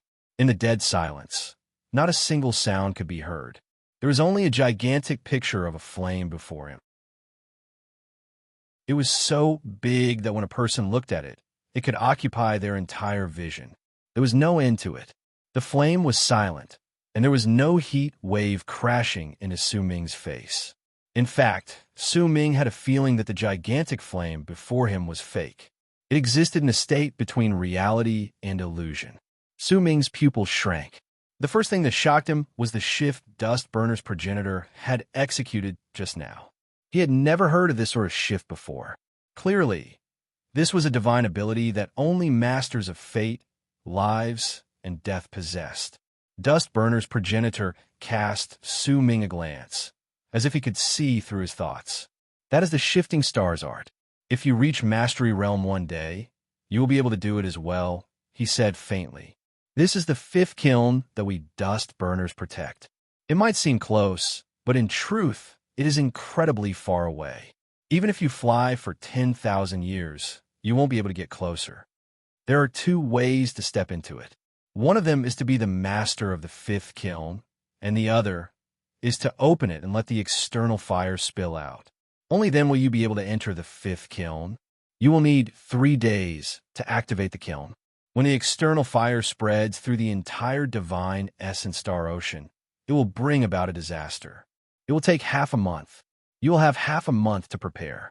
When the external fire turns purple, you will be able to enter the kiln. Remember, it will first be crimson, then it will be blue, then purple, and in the end, it will turn black. When it turns into black flames, all the living beings in the sea of fire will die. Wait here. I will activate the kiln when I go back. Dustburner's progenitor cast Su Ming a glance again. When he turned around, his body faded away. Su Ming stared at the fifth kiln in the distance. As his pupils shrank, he remained silent, but a myriad of thoughts were racing in his head. He carefully analyzed Dustburner's progenitor's words, and the several times he cast him a profound gaze. Gradually, a brilliant light suddenly shone in Su Ming's eyes. At that moment, Dustburner's progenitor walked out of thin air from the 100,000 feet tall tower on the continent at the core of the fog where Dustburners lived. There was another person sitting cross-legged on the tower. He was middle-aged, and he was the tribe leader of Dustburners. When he saw the progenitor who looked like a boy, he immediately stood up and bowed respectfully to him. "Activate the kiln," Dustburner's progenitor said faintly. The middle-aged man was momentarily stunned. When he looked at Dustburner's progenitor, he hesitated for a moment. Dustburners can never return to the kiln in their lives. This is the rule of our ancestor. Since he is valued highly by the progenitor, I can give him the position of tribe leader. However, if he enters the kiln, he will immediately turn into a fire spirit again. Is he a Dustburner? Dustburner's progenitor was silent for a moment before he sighed softly. His words were spoken in a drawn-out manner, causing the middle-aged man's expression to change swiftly. "Please give me recommendation votes. To be continued. If you like this work, please come to Chidian.com to give me recommendation votes and monthly votes. Your support is my greatest motivation." Chapter 1077. There was no way a master of fate, lives, and death would be so easily deceived. Even if the bald crane and the supreme treasure did not reveal any flaws, and even if no clues could be found in Su Ming's performance, they were not just similar, they were incredibly similar. Even the cultivation power that exploded out was exactly the same as the blue burning spirit transformation. But if he could deceive Dustburner's progenitor so easily, then Dustburners would not have existed to this day. Dustburner's progenitor would not have the right to be known as a master of fate, lives, and death. He was an old man who had lived for so long and had such power. His intelligence had already turned into that of a monster. The breathing of the middle-aged man, the tribe leader of Dustburners, had clearly quickened. He looked at the childlike progenitor before him, and he could not calm down. He had been deceived. In fact, he had always believed that Su Ming was his older brother's orphan. But now, with just one sentence from Dustburner's progenitor, everything had clearly been turned around. The middle-aged man found himself speechless for a long time.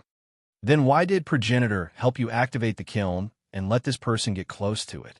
Why did you even have to bear the consequences of flames filling the entire divine essence star ocean once the kiln was activated? Why did Dustburners have to seal themselves for nearly a month? Dustburner's progenitor was silent. He stood at the top of the tall tower, and by his side was the eye of the flame. He stared at the sky, and after a long while, he sighed softly.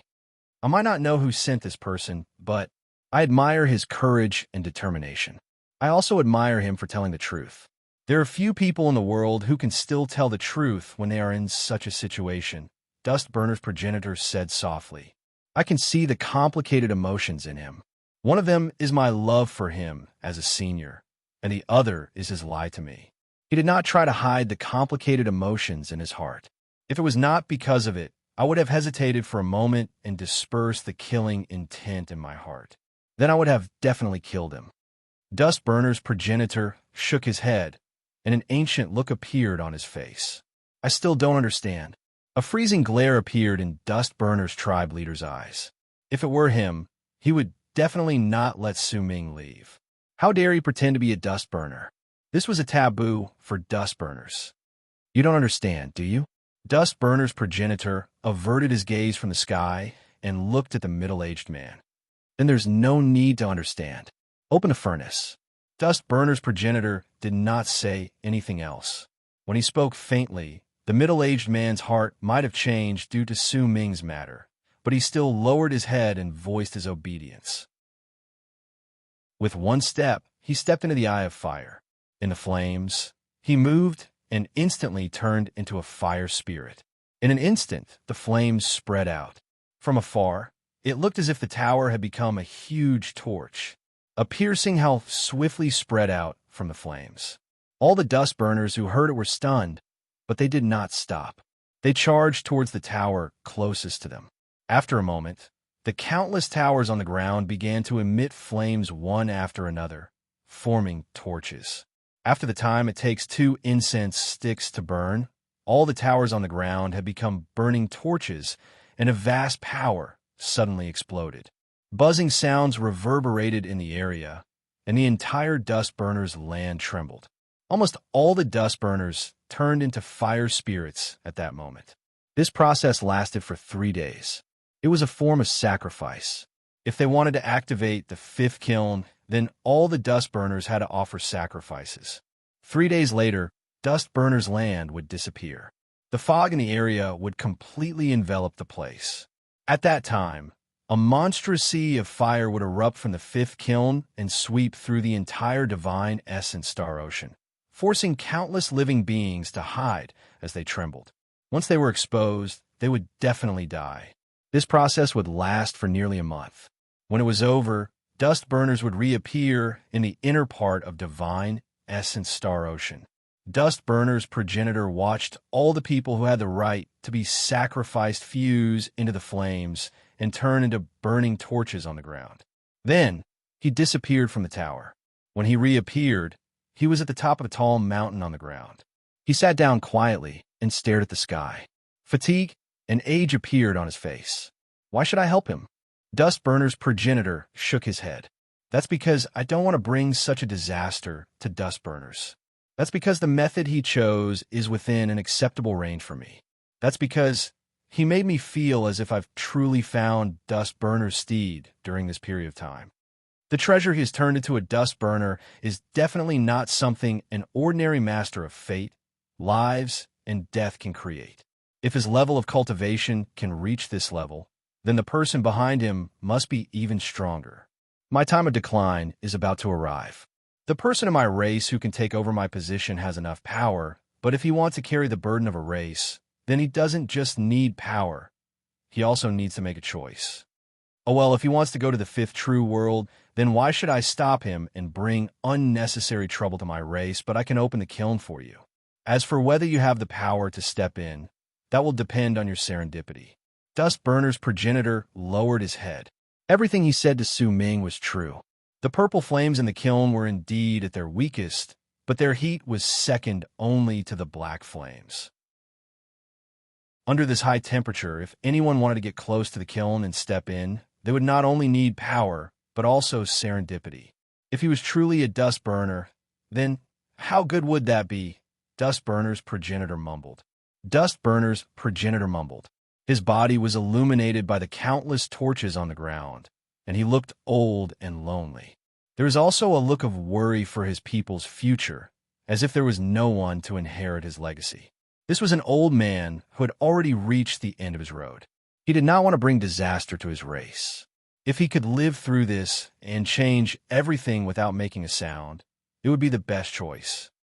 Su Ming sat in the region where the 5th kiln was and stared at the piercing kiln.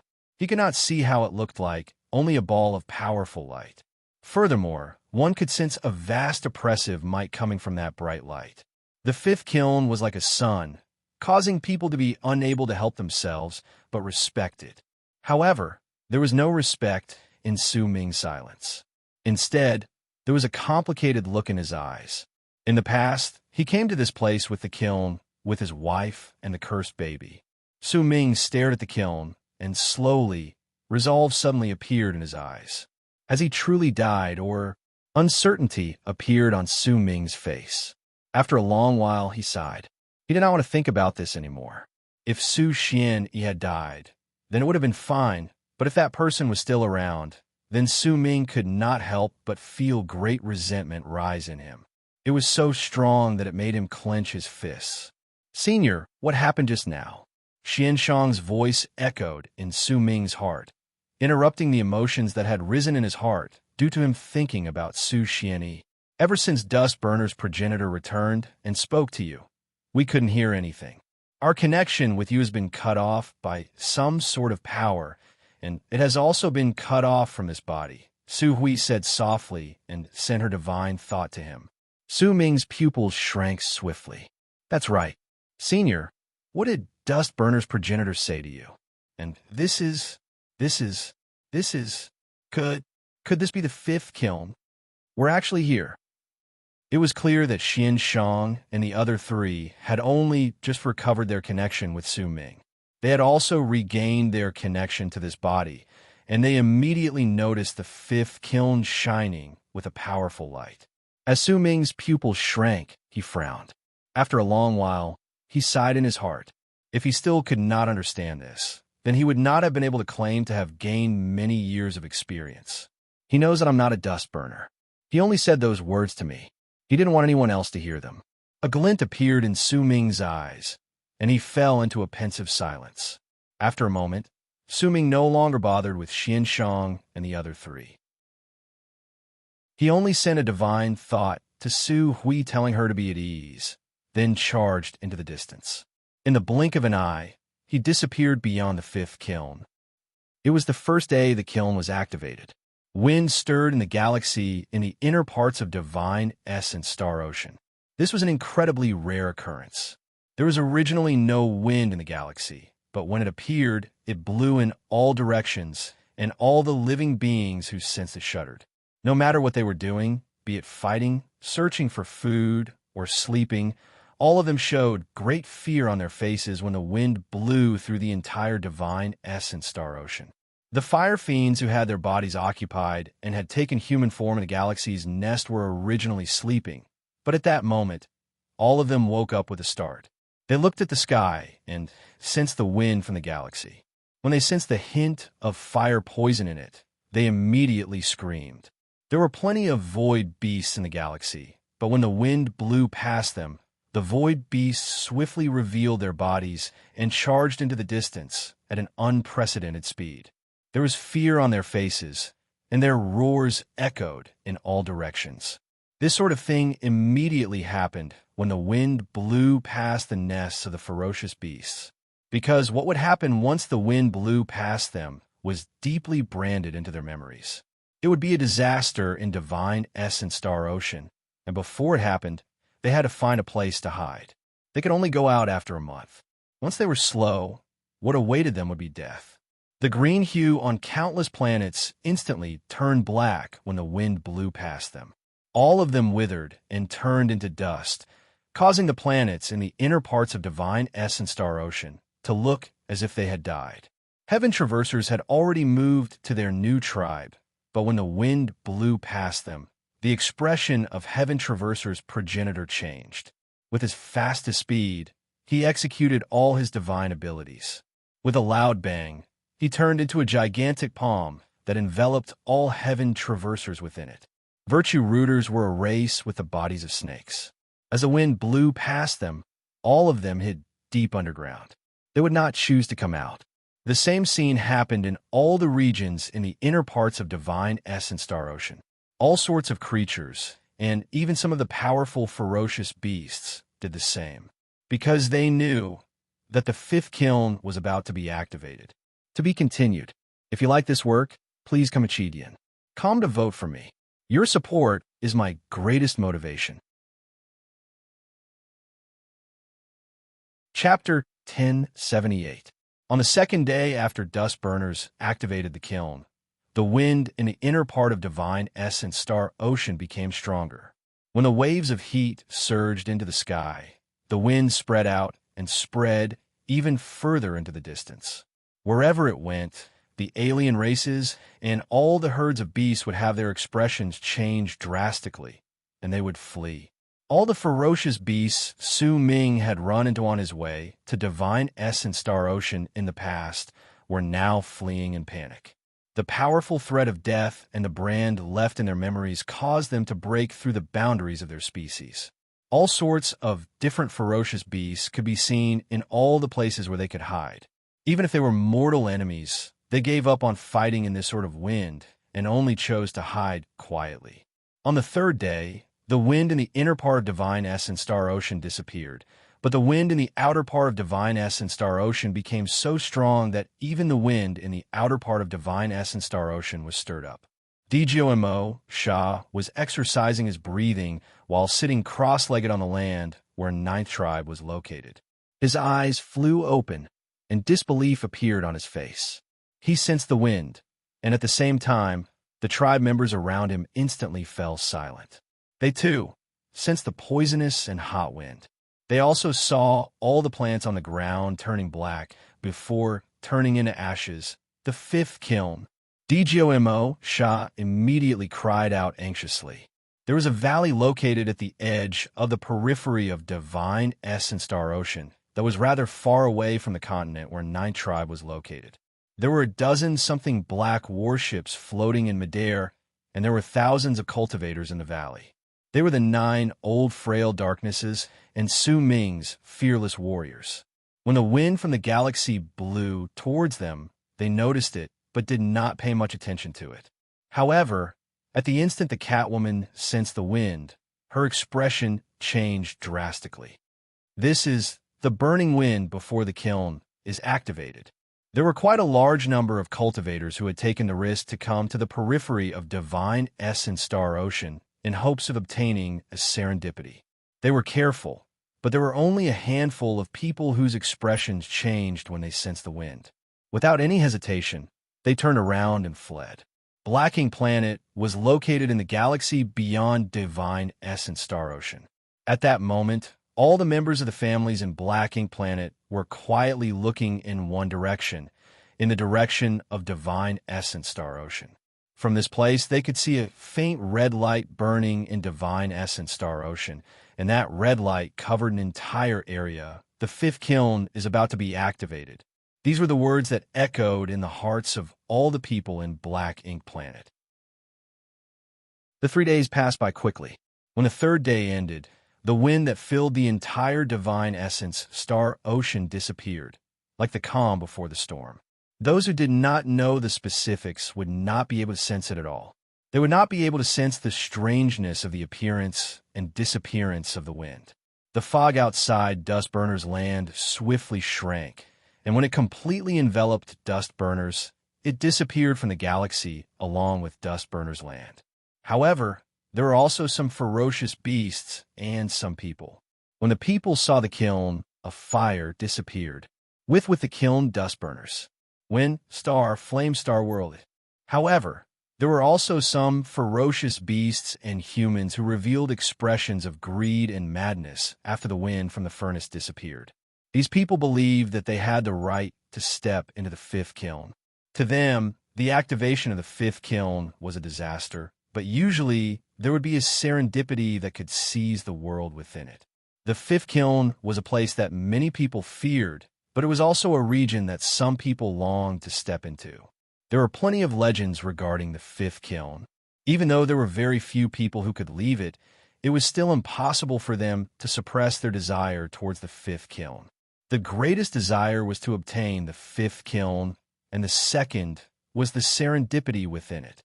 However, over the course of countless years, no one had been able to become the master of the fifth kiln, and slowly, this matter became a legend. Right then, the spot where the fifth kiln was located was shining with a piercing light. It was a kiln that was caught between illusion and corporeal. Once the dust burners disappeared, a powerful bang erupted. With the kiln as its center, a crimson flame swept outwards in all directions like a tidal wave. The heat of the flame was indescribable. Wherever it went, the galaxy would look as if it was about to melt. Booming sounds surged into the heavens. The violent sounds could spread through the entire inner part of Divine Essence Star Ocean. As they reverberated in the air, the crimson sea of fire erupted violently in all directions. The booming sounds did not stop, and it sounded like the might of heaven was roaring furiously. The sea of fire swept through the area, and as it tumbled about, it spilled outwards in all directions. In the blink of an eye, it covered an endless area. The spot where the dust burners had been the closest to it was the first to be affected. It was immediately enveloped by the crimson sea of fire, but there were no longer any dust burners there. Once the sea of fire covered that spot, it tumbled about even further away. This speed could not be described with words. In the blink of an eye, a small portion of the inner part of Divine Essence Star Ocean had already turned crimson. The sea of fire continued erupting and spreading outwards until it enveloped the entire core of the inner part. From the distance, if anyone compared the inner part of Divine Essence Star Ocean to a circle, then the center of that circle would be where the sea of fire was. It continued expanding, booming sounds rang out, and it continued spreading the sea of fire further into the distance. Waves of fire continued erupting from the fifth kiln at the center, and it seemed as if there would be no end to it. Planets were submerged, continents were enveloped. Planets trembled, continents crumbled, and the living beings hidden in them had to endure the heat wave for nearly a month or die. As the sea of fire tumbled about and spread out in the galaxy, there was a void beast that had yet to be enveloped. It was roaring in fear and charging forward desperately. It originally did not belong to this place. It was the void beast Su Hui had subdued and brought Su Ming and the others to this place. Yet at that moment, fear occupied its entire being. It charged forward madly, but it could not escape from death. The sea of fire could already be seen behind it. The speed at which the flames covered was indescribable, and in the blink of an eye, most of it had closed in on them. The waves of heat caused the galaxy to distort, and the void beast let out a roar of despair. However, there was no reply to its roar, and the sea of fire behind it did not show any pity. As booming sounds reverberated in space, the sea of fire stirred up huge waves as it tumbled about. In fact, there were plenty of struggling, ferocious beasts in the sea of fire. Their bodies were being burned to a crisp, and their shrill screams of pain were drowned out by the booming sounds of the sea of fire. When the sea of fire tumbled about and was about to devour the void beast, a figure suddenly appeared in the galaxy beside it. That figure was incredibly tall. He pushed his palm against the void beast's body, and it instantly disappeared without a trace. That person turned around and cast a glance at the sea of fire charging towards them, then left without any hesitation. That figure was the body of the supreme treasure Su Ming controlled. 3 days ago, he had been outside the kiln, but he had not stayed there for long. Instead, he had swiftly left. At that moment, the sea of fire behind Su Ming was threatening, but his expression was incredibly calm. With a step forward, he charged into the distance. The place he wanted to go was the relocation vortex beyond dust burners. At that moment, he had the body of the supreme treasure, and he could bring out the strongest level of power he had never been able to bring out before. He wanted to use his current level of cultivation to subdue the resentful way before the purple hue appeared in the sea of fire in the kiln. To Su Ming, that item was the key to entering the fifth kiln. If he did not have it, he might have been able to enter, but he trusted Dijo Mo Sha's words about the fifth kiln more. As for Dust Burner's progenitor, it was not that Su Ming did not trust him, but he needed to think about it. He clearly saw that I'm not a dust burner, but he still helped me activate the kiln. This is to make me remember Dust Burner's kindness. But if it was so easy to enter the fifth kiln, then it wouldn't be one of the mysteries in Divine Essence Star Ocean. Based on this, the kiln is a test.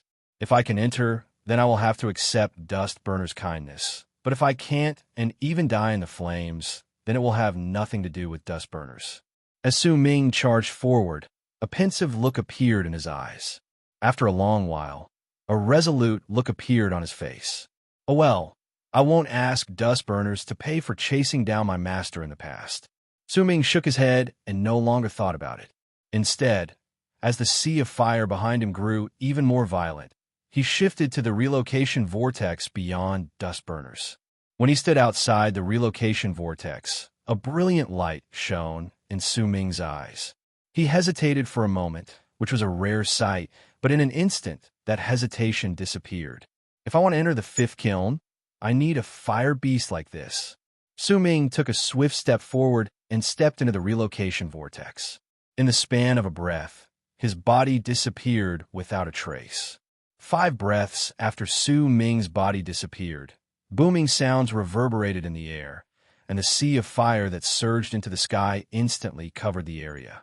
On the first day the kiln erupted, all the regions in the inner part of Divine Essence Star Ocean turned into a true sea. However, what formed this sea was no longer planets or water, but thick, fierce flames.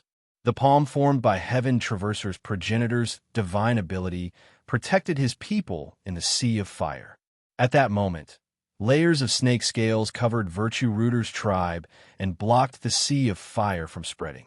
When the second day arrived, the region between the inner and outer parts of Divine Essence Star Ocean turned into a world of fire. The galaxy burned, and the distortions formed by the high temperature turned into reality, as if they could distort space itself.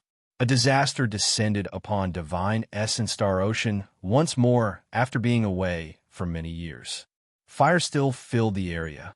While many living beings hid themselves, there were several long arcs that were charging towards the inner part of Divine Essence Star Ocean at full speed. Their target was the 5th kiln. I also need recommendation votes, and the more the better. If you like this work, please come to vote for me. Your support is my greatest motivation. Chapter 1079. The sea of fire continued spreading outwards from the core of the inner part of Divine Essence Star Ocean. Soon, it filled the area between the inner and outer parts of Divine Essence Star Ocean.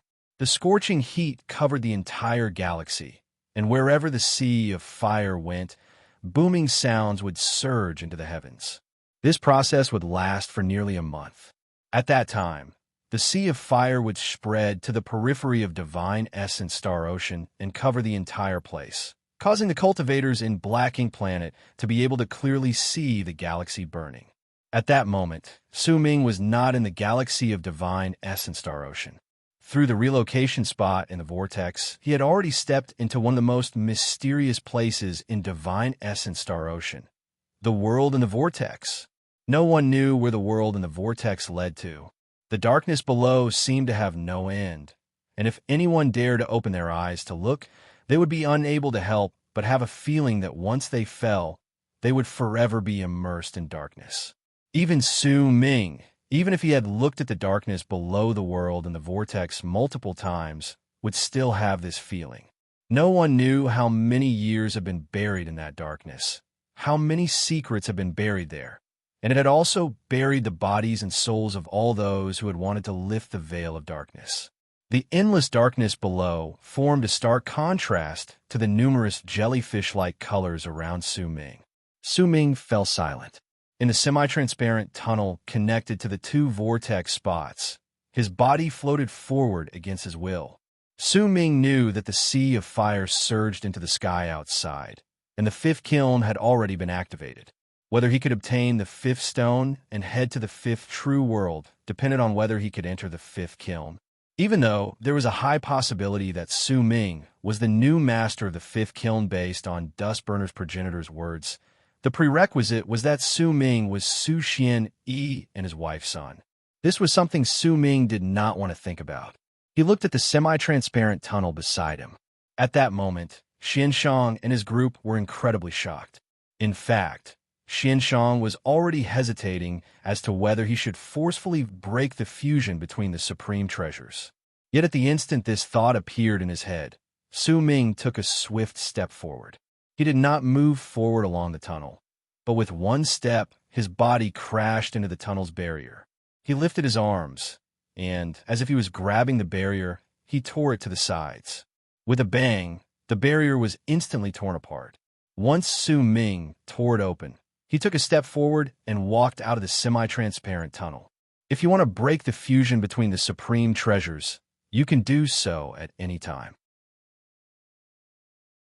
With Su Ming's experiences, there was no way he would not be able to tell that there was a huge hidden danger in the supreme treasure, and that danger was in Xianshang's hands.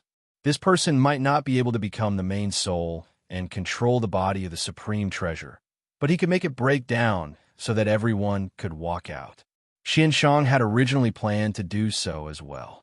He had hesitated because he was worried that he would anger Su Ming, but if they were faced with life-threatening danger, he would naturally fight with everything he had.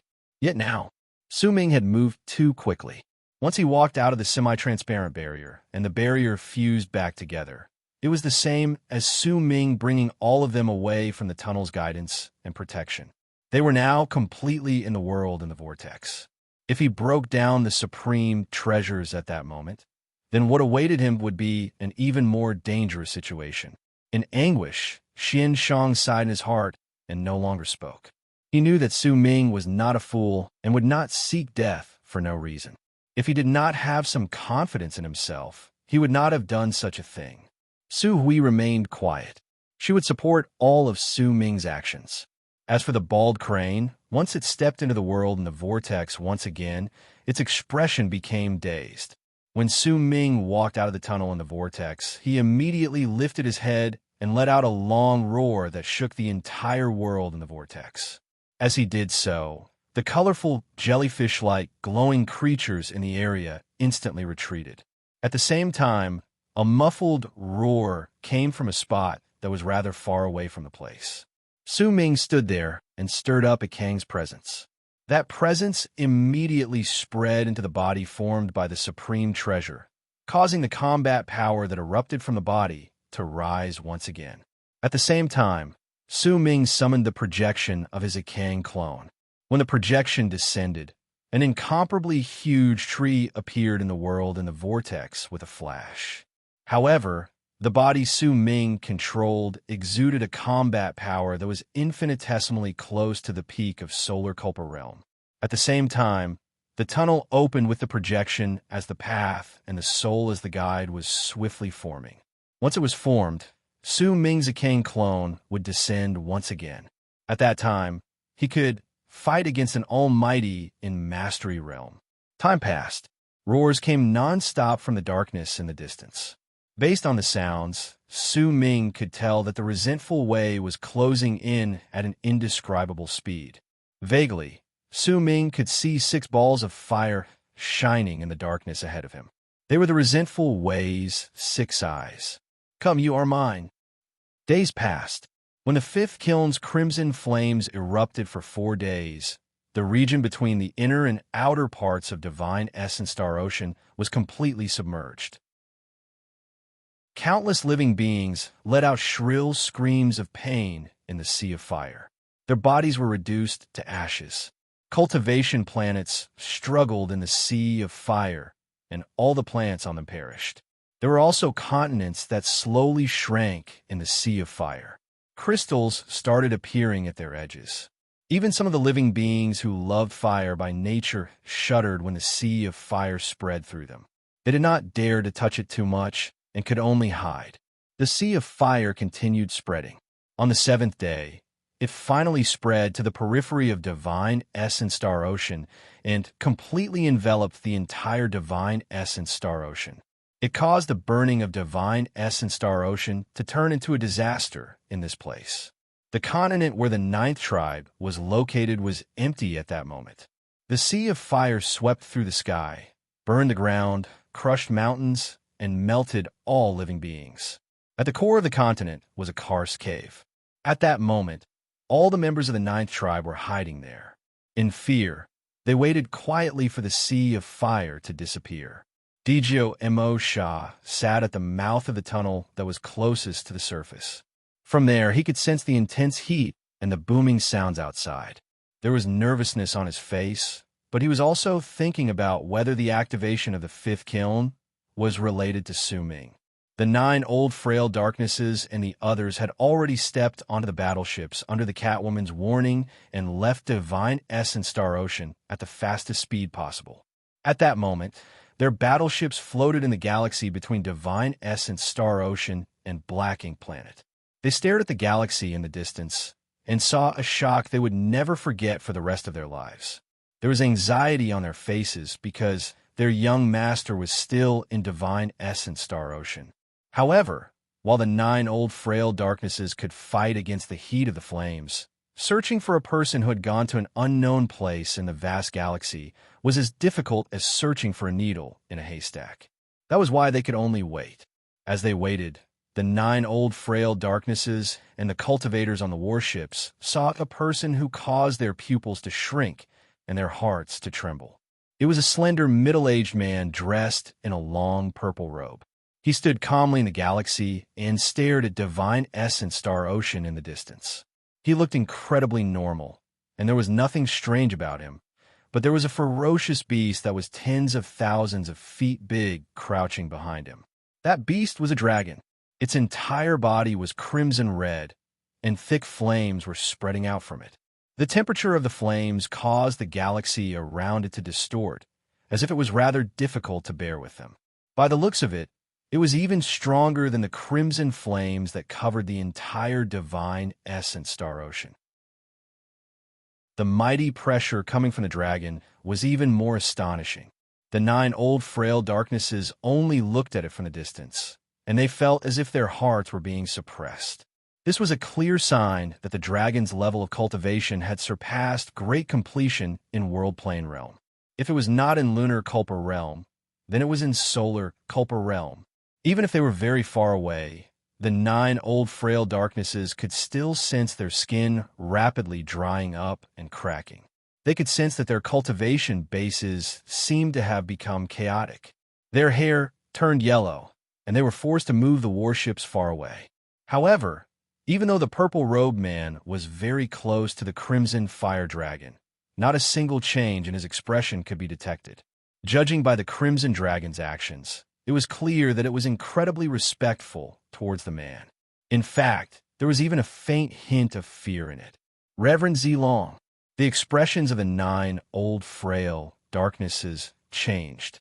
Once they exchanged glances, they could see the shock in each other's eyes. He should be Reverend Zilong from the 4th True World. The 4th True World is incredibly mysterious. Even we don't have a lot of understanding towards it. We only know that the other 3 great true worlds will send people to the 4th true world once in a while to deliver a large amount of resources. We might not have met Reverend Zilong before, but besides Reverend Zilong from the forces of power from the 4th true world, keeping a lookout over the barren lands of divine essence Star Ocean, there is no one else who can wear purple robes, have a crimson dragon by his side, and be a master of fate, lives, and death. The 5th kiln, huh? I didn't expect that the activation of the 5th kiln would actually attract Reverend Zilong. As the 9 old frail darknesses were transmitting their thoughts to each other, their expressions suddenly changed again, and they looked towards the galaxy behind them. At that moment, violent booming sounds were surging towards them from the galaxy behind them. Those sounds shook the entire area, and all those who heard them could not help but feel their hearts tremble violently. Those tremors could even cause a change in their cultivation bases, causing the 9 old frail darknesses to be unable to control their bodies. All of them had their strongest cultivation bases erupt from their bodies, as if only by doing so could they prevent their cultivation bases from spilling out of their bodies. As for the fearless warriors and the Catwoman, their faces turned pale as their expressions changed. They immediately sat down cross-legged and resisted the power with great difficulty. The booming sounds grew closer, and they could vaguely see a gigantic centipede charging towards them in the form of a long arc at an incredible speed. That centipede was entirely purplish-black and looked incredibly ferocious. There was not a single human figure on it. It was a ferocious beast on its own. It was incredibly fast, and in an instant it closed in on them. Waves of mighty pressure spread out through the area, causing the crimson dragon beside the purple-robed man to roar continuously. It's been a long time. Zilong looks like we're the only ones who didn't go into isolation this time.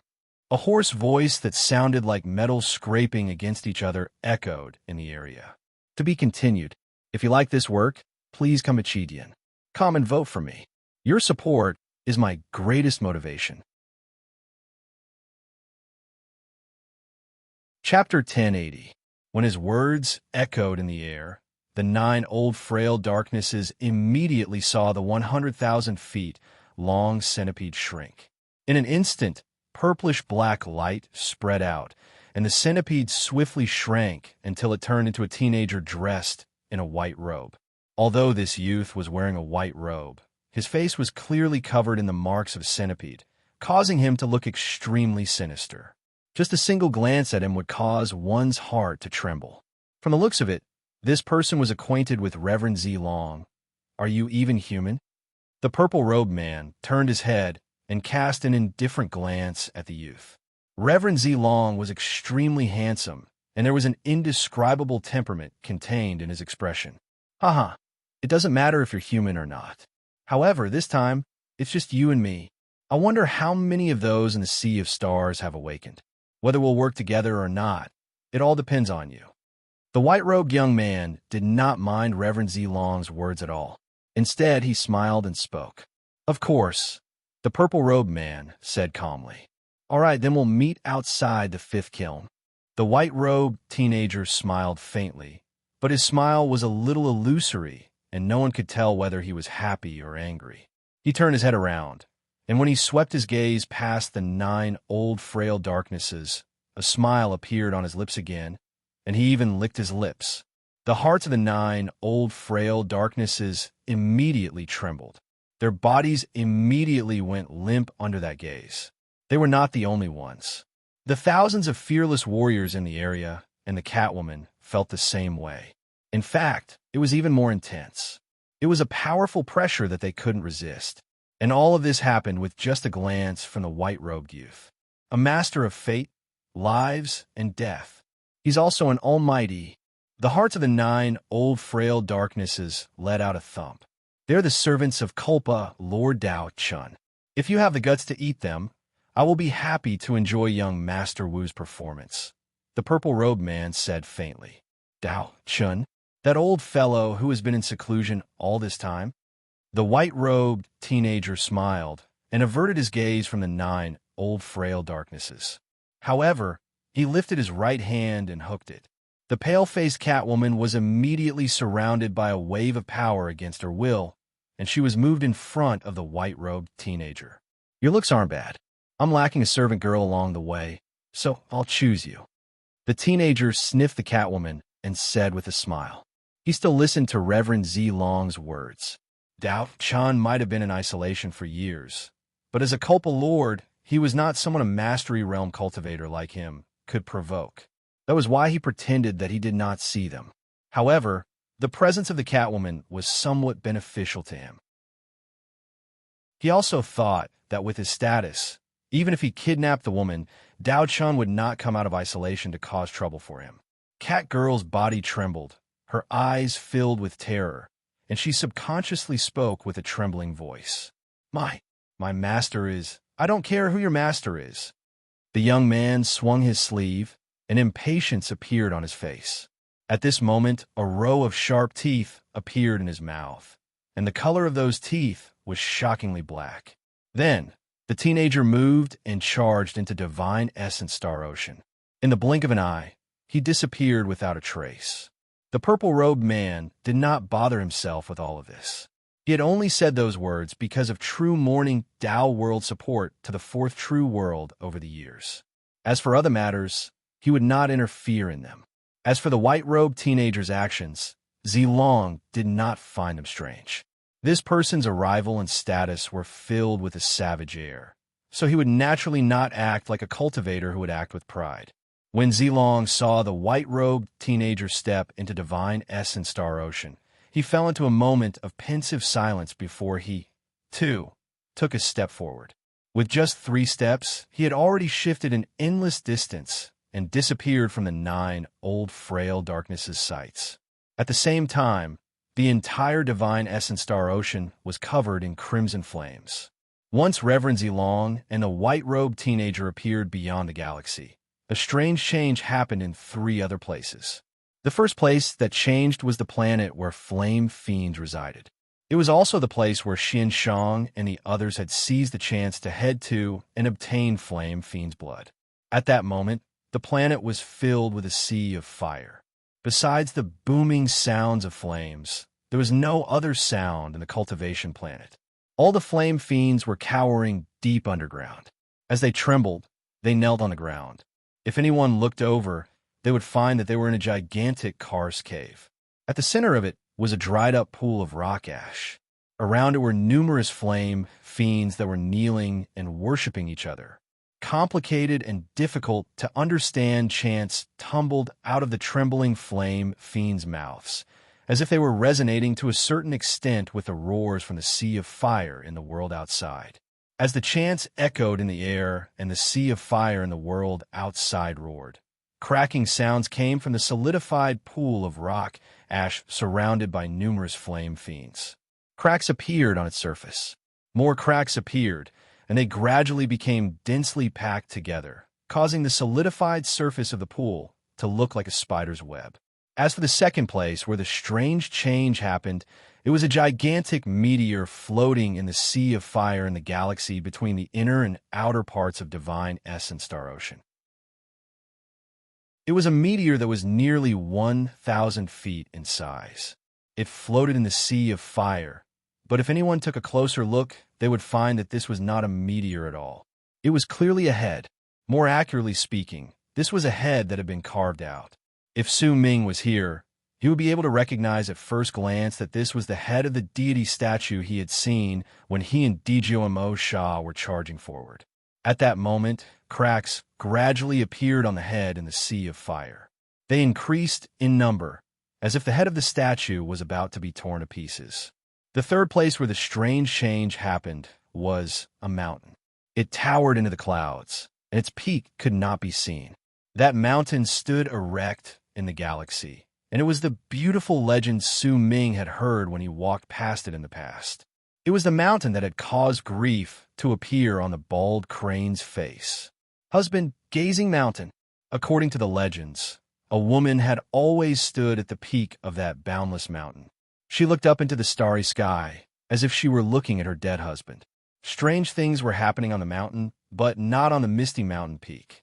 Instead, roars could be heard coming from a huge cave halfway up the mountain.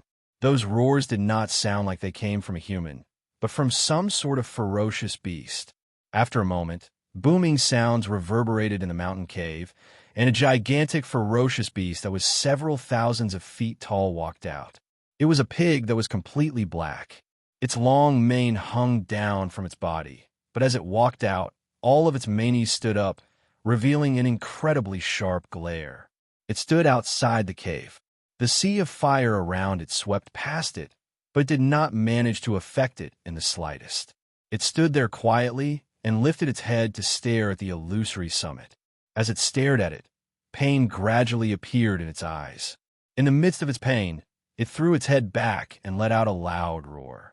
That roar reverberated in the galaxy, causing the sea of fire in the area to tumble backwards at that instant. It completely isolated Husband Gazing Mountain, causing not a single hint of fire to appear in the area around the mountain. As it lifted its head and roared, a few drops of tears fell from the corners of the ferocious beast's eyes. However, before they fell, they disappeared without a trace. As it roared, the beast's body gradually shrank until it turned into an incredibly plump human. Its eyes were bloodshot, and there were fangs in its mouth. There was pain on its face, along with an incomparably great disgust towards itself. With a single move, it charged toward the sea of fire. All of this happened on the 7th day after the sea of fire from the 5th kiln spread out.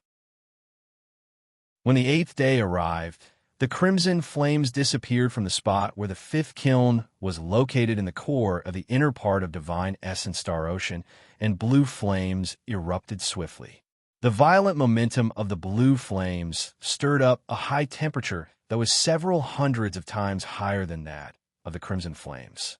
Almost at the instant it appeared, the galaxy melted, and layers of it tumbled backwards into nothingness. At the same time, the blue flames looked as if they could devour the crimson flames. They spread out swiftly through the area, and wherever they went, the blue would replace the red. The sea of fire tumbled about violently in all directions. If there was anyone who understood the fifth kiln, then once they saw the blue flames, they would immediately know that this was the eruption of the second wave of fire from the fifth kiln. After that, there would be a third wave of purple flames, and the final wave was the destructive black flames. Time passed, and in the blink of an eye, 3 days passed. In the starry sky, the fat man faced the sea of flames and continued forward. He was the first to come into contact with the blue flames, and his speed slowed down considerably. However, he still continued forward without a care for anything else. On the 7th day after the blue sea of fire erupted, all the flames in Divine Essence Star Ocean had turned blue. The high temperature spreading out from the blue sea of fire killed even more living beings, causing the 9 old frail darknesses and the others to retreat once again. In shock, they stared at the surging blue color. At that moment, Blacking Planet was filled with dead silence. Almost all the cultivators were looking in the direction of the galaxy in the distance. The blue color there formed the indestructible flames reflected in their eyes. On the 7th day after the blue sea of fire spread out, the rock ash pond in the planet where the flame fiend was located, which had been worshipped for many days, shattered with a bang. A withered arm stretched out from the depths of the pond, and slowly, an incredibly thin existence that looked like a skeleton gradually stood up. As it floated up, its complete body was revealed. It was the body of a cultivator. It was an old man with little hair that covered his entire body. He was completely naked, and when he opened his eyes, a dark light shone in them. Fervent roars immediately erupted from the mouths of the flame fiends around the old man. They prostrated themselves on the ground in excitement and continuously kowtowed, causing the ground to tremble. The old man lowered his head and looked at the numerous flame fiends beneath him. There was a dazed look on his face. There was a gigantic tear on his abdomen, and only black bones could be seen. There were no organs in his body. How many years have I slept? Who am I? The old man closed his eyes. After a moment, when he reopened them, the dazed look in his eyes disappeared, replaced by a strange and enchanting glare. The wound on his abdomen had already healed on its own. I'm the Emperor of Flame Fiends. I am the Master of Flames. As the old man roared towards the sky, he moved and disappeared. When he reappeared, he was already in the blue sea of fire in the world outside. The 5th kiln, the old man grinned. That smile was incredibly ferocious, and with a sharp intake of breath, some of the blue sea of fire around him charged into his mouth, and he swallowed it whole. A glint appeared in the old man's eyes, and he turned into a long arc that charged into the depths of the galaxy. Wherever he went, the blue flames would continuously decrease, and as he walked, he would devour them one by one. However, the blue sea of fire covered the entire Divine Essence Star Ocean. Some of the flames devoured by the old man were insignificant in comparison, but from this alone, it could be seen just how terrifying the old man was. On the 7th day after the blue sea of fire spread out, more cracks appeared on the head of the statue floating in the blue flames. In the end, with a bang, it shattered to pieces. As countless shattered stones tumbled backwards, a man with a gourd on his back walked out. He was dressed in beast skins, and he had an awe-inspiring expression on his face. His eyebrows were yellow, causing him to give off a strange air. The brain of an ancestral spirit does indeed taste pretty good, but once it's cooked, there's a strange smell. It should be because the control of the fire isn't right. That's right, I'll have to get more fire clay.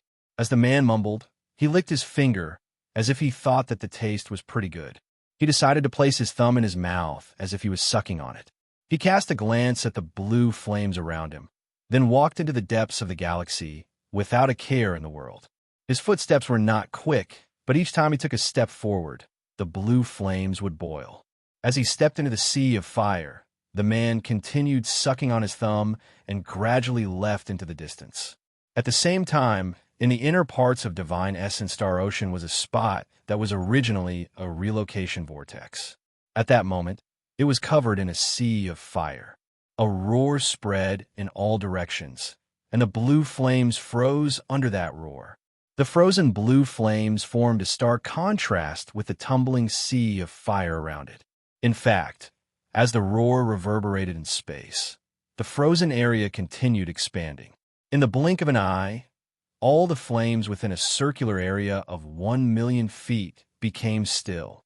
While the flames were still, a pitch-black horse with 2 dragon heads suddenly rushed out of the vortex that was covered in flames with a roar that shook the entire sea of stars. The horse was several thousand feet long. As it appeared, the color of the sea of fire within an area of 1,000,000 feet changed at the same time. It suddenly turned black, and it started to surround the horse. If this scene was seen from the highest point in the sky, it would definitely give off a strong feeling. The 1,000,000 feet sea of fire seemed to be cheering and worshiping the horse as if it had met its king. The black horse lifted its head and let out another shocking roar.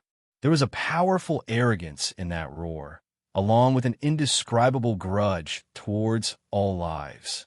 On its back was not empty, but there was a person sitting there. Naturally, that person was the body of the supreme treasure Su Ming controlled. There was fatigue on his face, but his eyes were bright and full of life. There was a strong confidence and a brilliant light in them. Resentful Wei, from now on, I will kill all living beings who desire to kill you. This is my promise to you, and it is also my promise to the entire universe. The black horse was silent, but after a moment, determination appeared in its eyes. It roared again, as if it was responding to Su Ming's oath, but also as if it was saying its own oath. There were 4,000 words in this chapter, and it could not even be considered a small explosion. It was just a small token of appreciation for the votes everyone had given me over the past few days. It was also an attempt to let me gradually return to my explosive state after resting for a month. To be continued. If you like this work, please come to vote for me. Your support is my greatest motivation. Chapter 1081. As a resentful Wei roared, the 1,000,000 feet sea of fire surrounded the galaxy and turned into a gigantic vortex. In the galaxy of divine essence star ocean, an unprecedented cycle of life and death seemed to have started spinning. Su Ming closed his tired eyes. The scenes from his trip to the world in the vortex rose in his head. After some time, he opened his eyes, and a brilliant light shone in them. Let's go to the 5th kiln. Su Ming controlled the body of the supreme treasure to lift its right hand and stroke the resentful Wei's fur. As he sent a thought to it, the 2 dragon heads on the black horse lifted their heads. As its roars echoed in the air, the resentful Wei charged forward. It was so quick that it instantly traveled 100,000 feet. As the horse charged forward, the black sea of fire that surrounded the area was pushed forward as if it was going against the flow of fire. At that moment, including Su Ming, there were 6 living beings moving towards the 5th kiln in the entire galaxy of divine essence star ocean. Among them was the handsome Reverend Zilong in purple robes. There is the white-robed teenager who was the strange and domineering centipede. The person with the mane boar who had roared out of Husband Gazing Mountain, Flame Fiend's progenitor, and the yellow-browed man who had devoured the brains of the ancestral spirits. These 6 people all used their spells and turned into 6 rays of light. They followed the traces of the sea of fire and charged toward the origin of the sea of fire. This was the 7th day since the 5th kiln had spread out the blue flames. As that day passed, the 15th day since the entire sea of fire had erupted arrived, and finally a hint of purple flames appeared in the 5th kiln. Right when it appeared, the blue sea of fire looked as if it was about to be extinguished.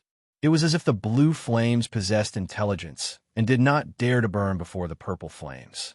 After a moment, the purple flames erupted with a bang. As they swept through the area, they were about to cover the 5th kiln for the 3rd time.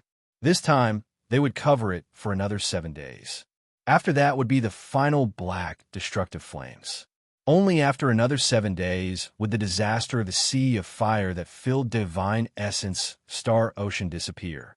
On the third day, since the purple sea of fire spread out, a long arc charged towards the area beyond the fifth kiln, which was surrounded by purple flames.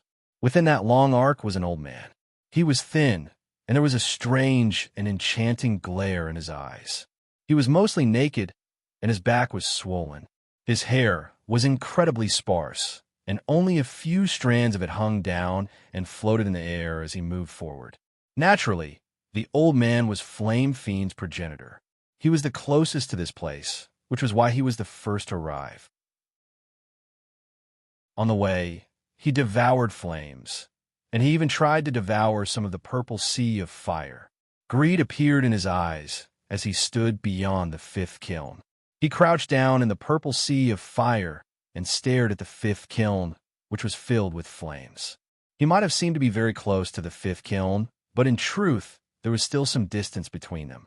After some time, he let out a piercing howl, and with one move, he charged towards the fifth kiln. A loud bang shot up, and a powerful rebound spread out from the fifth kiln.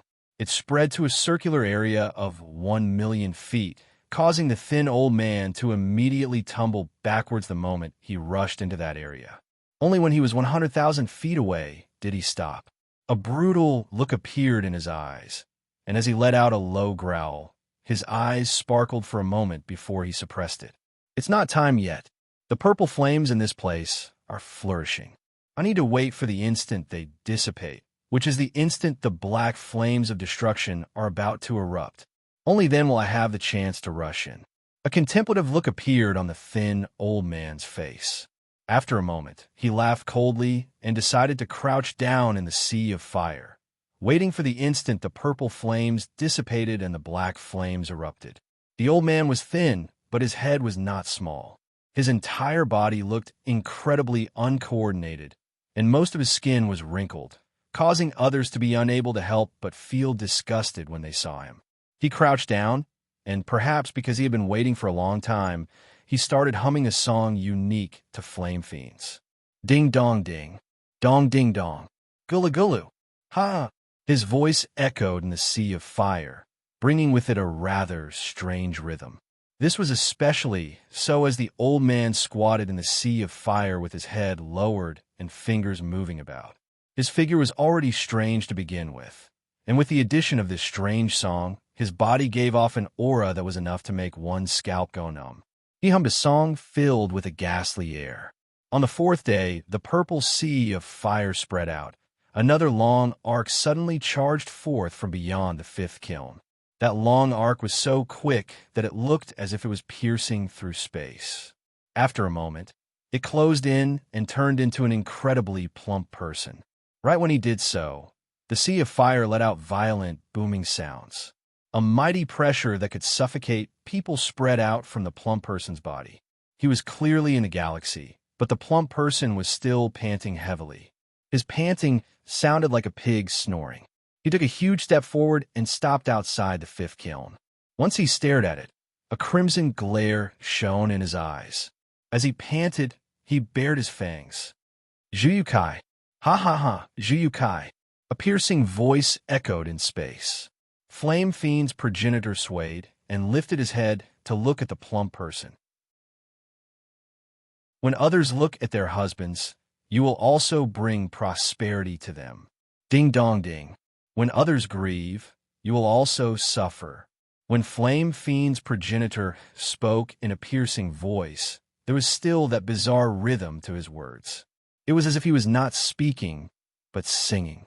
The plump person looked at Flame Fiend's progenitor coldly. You just woke up. You haven't eaten your fill, right? He asked coldly. The sudden question stunned the thin old man.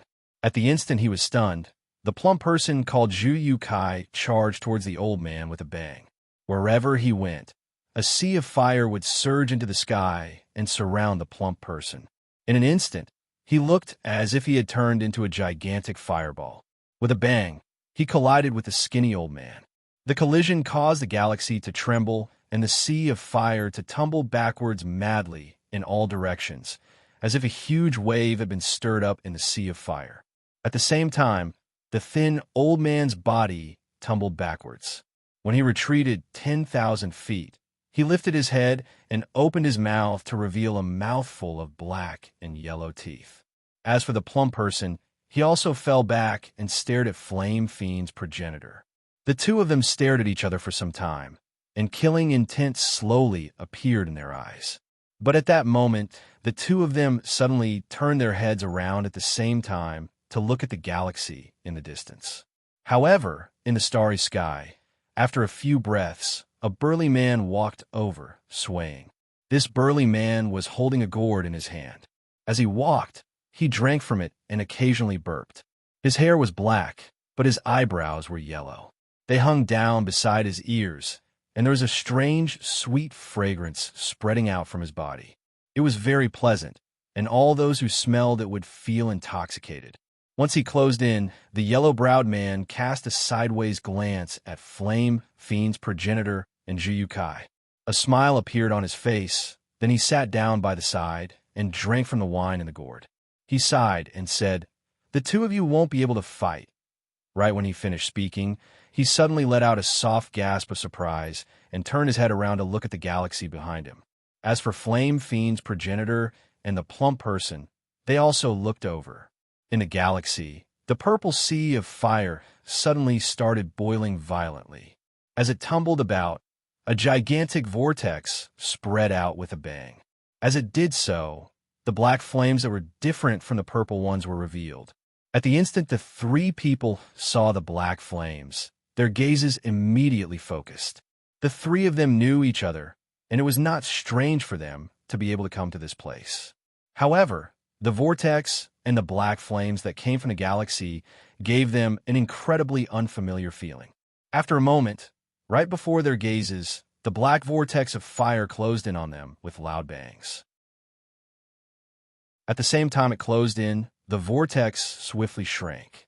When it appeared beyond the fifth kiln, it disappeared completely to reveal the resentful way with two dragon heads. On the resentful way's back was the body formed by the supreme treasure Su Ming controlled. It was sitting cross-legged, and at that moment, it opened its eyes and stared coldly at the three people whose gazes were trained on it. The resentful way also lifted its head.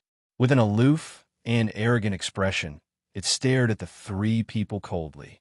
At the instant Su Ming saw them, his expression remained the same, but wariness rose in his heart. The three people's appearances were strange, but based on the mighty pressure spreading out from their bodies, they were definitely not ordinary people. They were clearly almighties who were masters of fate, lives, and death. But Su Ming did not know whether they were in Mastery Realm or Fate Realm. While Su Ming was judging the three people's levels of cultivation, the trio was also sizing him up.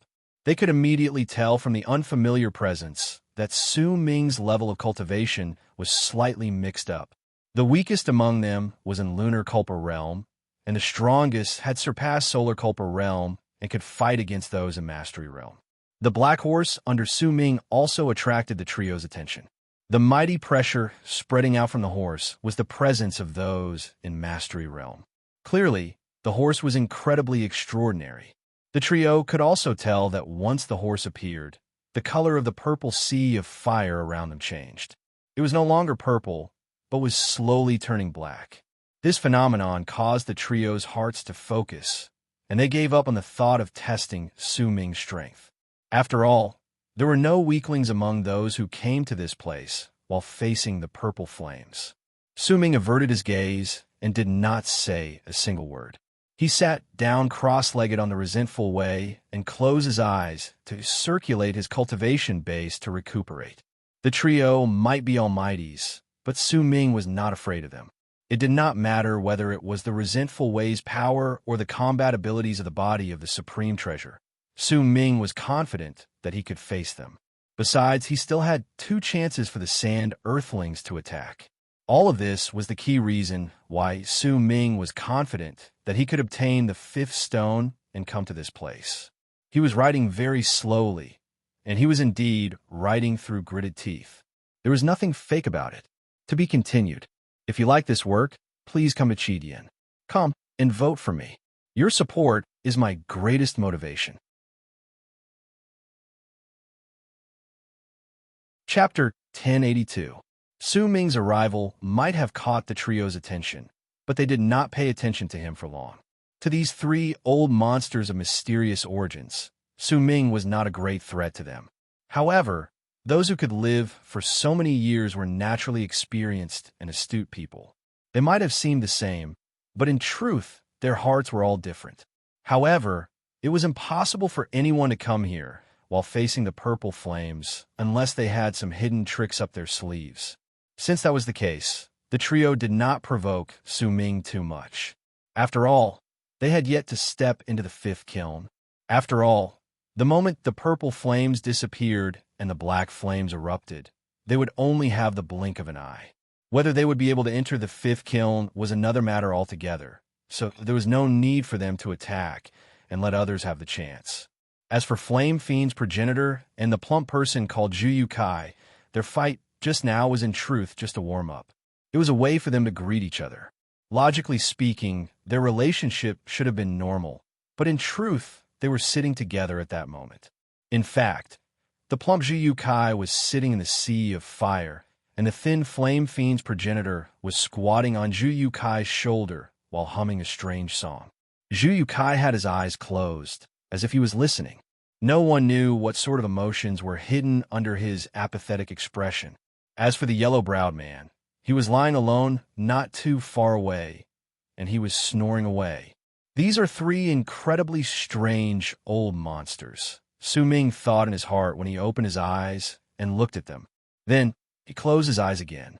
However, he did not know that if there was a fifth person in the area who was with these three old monsters, then when he looked at the four of them, he would also have the same feeling. After all, Su Ming was sitting on the black horse with two dragon heads while surrounded by a sea of fire. This sort of appearance would also give off a strange feeling.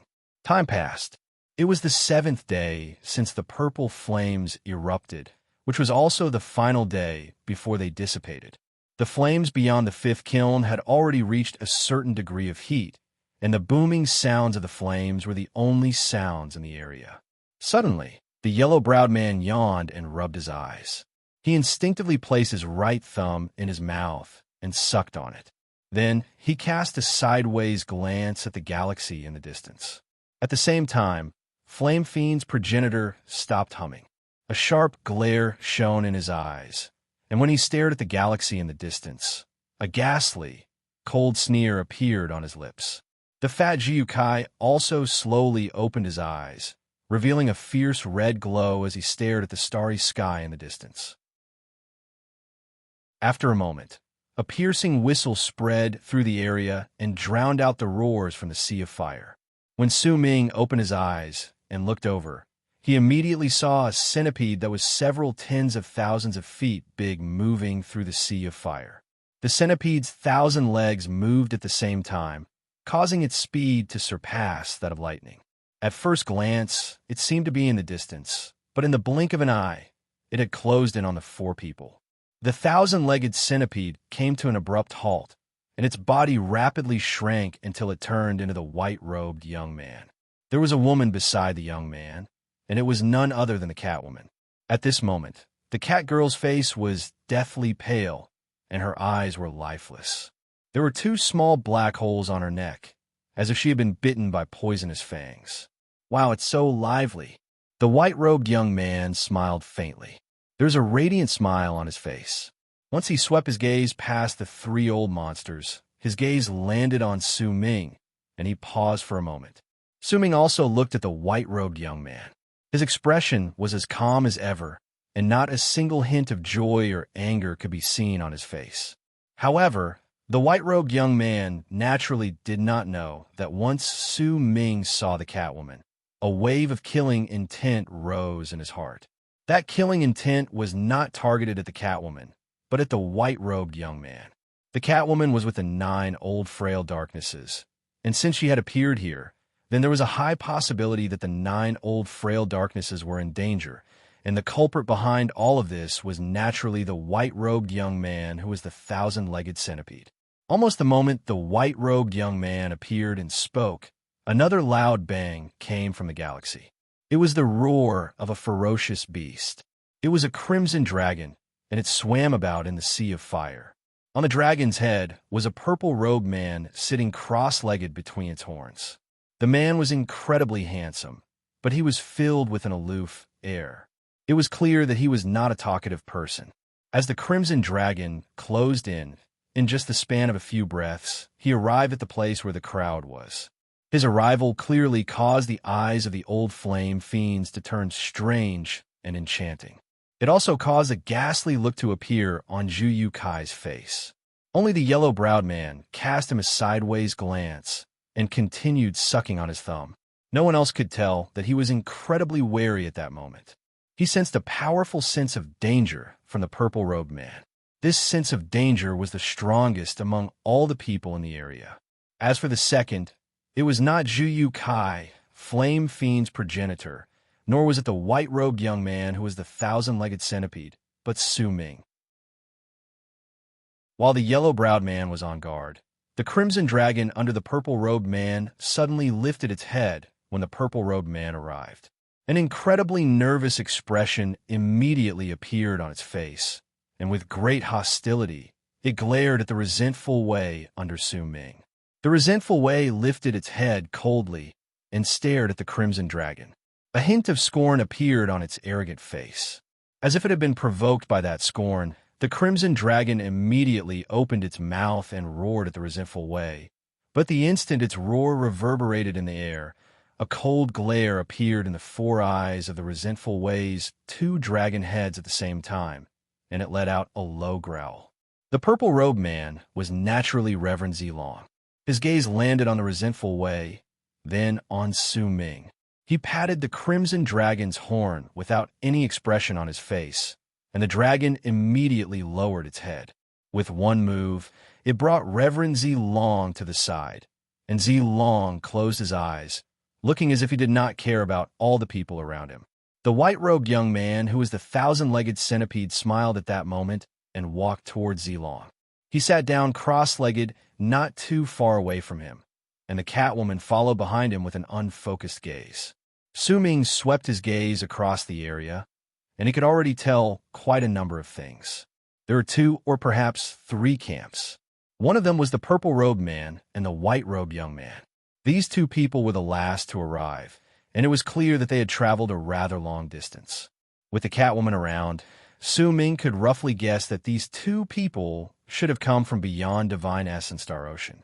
The purple-robed man is Reverend Zilong, an almighty who is a master of fate, lives, and death, one of the forces of power from the fourth true world, keeping a lookout over the barren lands. As for the white-robed young man who captured the Catwoman, I've heard of him before. He's a wandering cultivator who has attached himself to the four great true worlds. His surname is Wu, and his origins are incredibly mysterious. Su Hui's grave voice traveled into Su Ming's mind. This immediately verified Su Ming's guess. The second camp was Flame Fiend's progenitor and Zhu Yukai, who had fought against each other a few days ago. As for the yellow-browed man, he might have seemed normal, but based on his position, it could be seen that he was not too close to either side. However, it seemed like both sides did not want to get too close to him either. This sort of relationship was very subtle. If a person did not have enough experience, it would be difficult for them to see these clues from some of the details. When he saw this, a barely noticeable smile appeared at the corners of Su Ming's lips. The power of the three camps was clearly not balanced. The strongest among them should be Reverend Zilong and the white-robed young man. The second strongest should be the yellow-browed man, Flame Fiends, and Zhu Yukai's camp, which should be about the same level of power. In this way, the yellow-browed man naturally became a key point. If he assisted Huo Wu's side, then he would be able to suppress Zilong and the others. Even if he remained alone, he would still be able to obtain some benefits. After all, both sides wouldn't force him too much. Similarly, Su Ming could also obtain some benefits from this subtle relationship. After all, his existence was also a focus in other people's eyes. However, the degree of this focus would depend on Su Ming's combat abilities in the future. When the purple flames spread out and the seventh day was about to end, there was still no one else who came. Su Ming knew that there was a high possibility that he was one of the people who would enter the fifth kiln this time.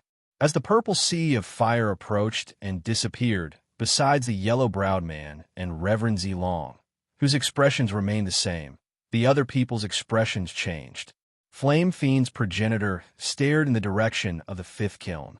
Zhu Yukai also had a solemn expression on his face. The white-robed young man also had a fierce look in his eyes. All of them were waiting for the instant the purple flames disappeared and the black flames erupted. Besides the booming sounds of the flames in the area, no one spoke. In this relative silence, Su Ming stared at the fifth kiln that was 1,000,000 feet away. Even though he could only see purple flames when he looked over, as time trickled by, the purple flames gradually showed signs of diminishing. When the time it takes for another incense stick to burn past, Su Ming immediately saw the purple flames outside the fifth kiln vanish. At the instant it disappeared, he saw an incredibly huge kiln. It was green in color, and he had no idea what sort of metal it was made of. It exuded waves of mighty pressure that could make people's hearts tremble. Almost at the instant the purple flames disappeared, the yellow-browed man was the first to take a step forward. He was so quick that he charged toward the fifth kiln.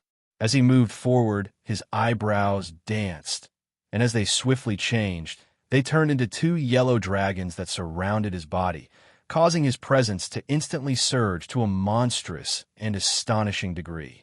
Zilong was next. He struck the crimson dragon with his right hand, and it immediately disappeared. He moved forward, and a strange roar came from his body. Then, he turned into a long arc that was like a purple dragon, and with a presence that caused the galaxy around him to tremble, he moved forward with a bang. The remaining 3 people were next. Su Ming was the last. The resentful wave beneath him threw its head back and roared. Immediately, as the sea of fire around him tumbled about, it turned into the black color that belonged to the resentful way. In fact, there was a powerful resentment within the black flames that could not be dispelled. The black flames were not the flames of destruction, but the flames of resentment. I pray that everything will be fine tomorrow. To be continued. If you like this work, you're welcome to vote for me and give me a monthly vote. Your support is my greatest motivation. Chapter 1083. Su Ming stared at the fifth kiln 1,000,000 feet away. At first glance, it looked like it was made of bronze and exuded an ancient presence. At the same time, if anyone took a closer look, they would be able to see that there were bloodstains on the kiln. The bloodstains on it seemed to be a testament to the devastation it had gone through when it had sliced through space from the fifth true world. Su Xian Yi and his wife must have been surrounded by an endless amount of people in the past before they managed to force their way out. Countless years had passed, and many things had disappeared in the long river of time. However, the blood on the fifth kiln had pierced through the power of time and was still around, causing all those who saw the fifth kiln for the first time to be unable to help but feel their hearts tremble. At that moment, once the purple flames disappeared, a short period of peace appeared in the fifth kiln. As for how long this peace would last, Su Ming did not know, but based on the other people's actions, this time would definitely pass in the blink of an eye. The first person to cross 1,000,000 feet in the galaxy right at the front was Huang Mei. He was so fast that he closed in on the fifth kiln in the blink of an eye. As the 2 yellow dragons around him roared and surrounded him, he did not stop. Instead, with a bang, he touched the fifth kiln. His entire body was stuck to it, and a rarely seen look of pain appeared on his face. However, his hands were locked tightly around the kiln, and he did not loosen his grip. The fifth kiln was so big that the yellow-browed man was incredibly insignificant compared to it. As Su Ming closed in on it, the fifth kiln continued growing larger in his eyes, causing him to be able to see with just one glance that there was a fine crack at the spot where the yellow-browed man was. The second person to get close to the kiln was Reverend Zilong. His body turned into a long purple arc that looked like a purple dragon. When he closed in with a bang, he immediately placed his right hand on the kiln. The spot where he closed in was also the edge of the crack. At the instant he touched the kiln, sizzling sounds rang out. Clearly, the heat of the kiln made even him frown. His expression of pain might not be as great as Huang Mei's, and it was clear that he was enduring it. But he and Huang Mei knew just how difficult it was. They were followed by the white-robed man, Zhu Yukai, and Flame Fiend's progenitor. The three of them approached the kiln almost at the same time, and they were also at the edge of the crack. When Su Ming looked over, he could see that the 5 people had their hands firmly fastened to the kiln. They had their bodies close to the crack, but they did not do anything as if they were waiting. Su Ming was the last person to approach the 5th kiln. At the instant he lifted his right hand and seized the wall of the kiln by the crack, he immediately sensed a powerful wave of heat surging into his body through his right hand with a bang. The black horse used its intelligence to bring Su Ming to the side of the 5th kiln. Then its 2 dragon heads opened wide and bit down on the kiln. Its teeth were like a person's fingers, and they clamped down on the kiln. Almost at the instant Su Ming arrived, a powerful tremor spread out from within the 5th kiln. At the same time, Su Ming sensed the heat in the kiln rising once again. In the blink of an eye, it reached the limit of what his body could withstand. It was also at this moment that black, destructive flames suddenly erupted from the crack with loud bangs. The destructive flames spread out from the cracks in the kiln and spread outwards from the kiln. Only at that moment did Su Ming see that there were countless cracks on the 5th kiln. The flames had spread out from these fine cracks and swept through the entire divine essence star ocean. The moment the black flames of destruction erupted, the yellow-browed man let out a low growl and abruptly loosened his grip. He even raised his arms in front of his body to protect himself.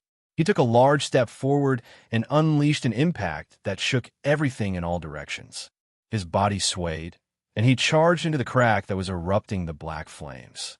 As it charged in, the black flames of destruction immediately engulfed it. However, it could be seen that within the black flames of destruction, there was a huge fireball that was still moving forward at an extremely fast speed. Naturally, Huang Mei was in that fireball. The 2 yellow dragons around him were rotating swiftly to form a tight defense, allowing him to charge into the distance in the face of the black flames and disappear without a trace. Reverend Zilong flew out at almost the same time as him. Without any expression on his face, he let go of the kiln with his right hand and turned into a long dragon that charged forward. He simply allowed the purple flames to devour him, but he could not stop for even a single moment. In the blink of an eye, he disappeared into the purple flames. There was no sky or land in the 5th kiln. There was only a platform that was about 10,000 feet big. It was bronze in color, and a scorching heat spread out from it. There was an endless space in front of the platform, and there was an endless sea of fire tumbling about in that space. It exuded a thick wave of heat. The color of the flames would occasionally be red, sometimes blue, sometimes purple, and sometimes black. They would even mix together to turn into a multicolored sea of fire. As the sea of fire tumbled about, a loud rumble came from the flames, and Huang Mei's body shot out. His entire body looked as if it was burning, and he descended on the platform like a fireball. He stomped his feet, and the flames on his body were instantly extinguished. Only then did he let out a sigh of relief. He lowered his head to look at his body and found that the corners of his robes had been reduced to ashes. His expression immediately turned slightly sour, and when he lifted his head, there was still lingering fear in his eyes. What powerful destructive flames! I've only been in there for a short while, and they've already burned the corners of my robes. If I stayed in there for a little longer, my life might have been in danger again. It's a pity that when the purple flames disappear and the black flames erupt, the barrier will be at its weakest, or else it would have been great if the purple flames could have stepped in. The man shook his head. As he sighed, the sea of fire in the sky suddenly tumbled about violently again, and a purple figure rushed out. The purple shadow was incredibly fast. In an instant, it descended on the platform. When the flames were extinguished, it turned into Reverend Zilong's body, but a few strands of his hair turned into ashes and scattered away the moment he landed on the platform. Huang Mei looked towards Zilong, and Zilong also looked towards the man. Once their gazes met, they averted their gazes. Even so, both of them had formed a general judgment of the other's level of cultivation once again. Fellow Taoist Zilong, I am Huang Mei. I've heard of your fame for a long time, and now that I've met you today, it's just as the rumors say. Fellow Taoist, your level of cultivation is extraordinary. You're already half a step into Fate Realm. Huang Mei laughed and wrapped his fist in his palm towards Reverend Zilong. Fellow Taoist Huang Mei, you are also famous in divine essence Star Ocean. Even if I'm from another world, I've heard that you like to devour the bodies of ancestral spirits. Compared to me, who is half a step into Fate Realm, fellow Taoist Huang Mei, you might not be too far away from attaining completion, Zilong said flatly. When he looked towards Huang Mei, he cast a casual glance at the gourd on his back, then wrapped his fist in his palm to return the greeting. Aha! Fellow Taoist Zilong, you're too polite. Fellow Taoist, what sort of treasure have you come here for? Huang Mei smiled and asked. Zilong lifted his head and looked at the sea of fire above him before he said calmly, I don't have a fixed item that I want. I'll just have to rely on serendipity. But I'm even more curious.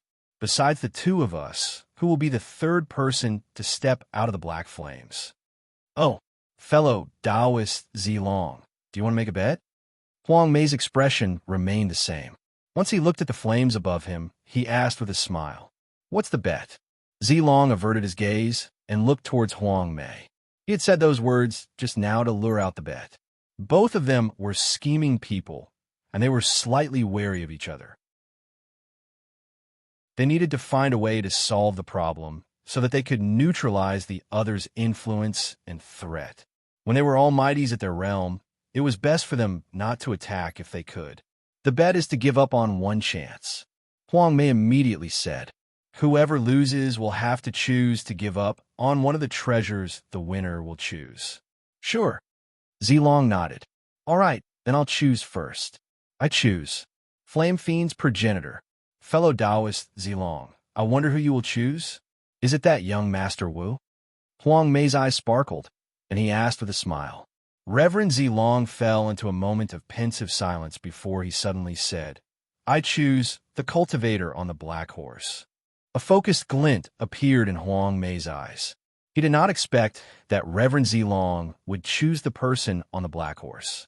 In his eyes, this person had the weakest level of cultivation. Only the black horse was slightly strange, but based on his previous performance, he was still the weakest among the group. All right, then let's see who will be the third to arrive among the people we chose. Huang Mei remained silent for a moment before he lifted his head to look at the sea of fire and space. A glint appeared in his eyes, and he began waiting.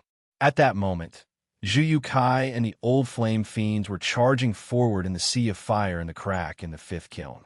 The burning power of the black flames was incredibly terrifying. Even if the two of them were almighties and the old flame fiends considered himself the emperor of fire, they still felt a great sense of danger. This sense of danger caused the two of them to become even faster. The expression of the white-robed teenager by their side also changed. His upper body remained in human form, but his lower body had already turned into that of a centipede. He was so fast that he was on par with Zhu Yu Kai and Huang Mei. Behind them was Su Ming, who was sitting cross-legged on the resentful way. The black flames brought with them a will to destroy everything as they burned in all directions. The resentful way could withstand it, but for Su Ming, waves of terror from Xian Shang and the other three rose in his heart. The black flames made people feel as if they were in the furnace of the world. Their entire bodies were burning, as if they could completely refine them. In fact, even their cultivation bases seemed to be melting in the flames. Su Ming's hair was burning, and the eyebrows of the body he controlled were also reduced to ashes. In fact, even the body he controlled looked as if it was about to melt. Since the four of you dared to set your sights on the fifth kiln, then why aren't you using all your hidden methods? Su Ming immediately sent a divine thought to the four of them in his heart. Xian Shang and the other three had been planning this for many years, so it was naturally impossible for them not to have made any preparations. To be continued. If you like this work, I welcome you to give me a recommendation vote or a monthly vote. Your support is my greatest motivation. Chapter 1084. Su Ming would naturally not be so kind and considerate as to let the others enjoy the fruits of his labor while he worked alone. Xian Shang and his group might not be the main souls under the black flames, but all the pain in their bodies was shared equally. Because of that, the four of them felt incredibly great pain. The pain that made them feel as if their entire bodies and even their souls and cultivation bases were about to be burned gave them no room to refuse. In fact, it was impossible for them to do so anyway. In an instant, Su Ming sat down cross-legged on the resentful way. When he lifted his right hand, he struck his own body. With it, a black medicinal core appeared on his palm. This medicinal core was not something that could be eaten, but a fire evasion core.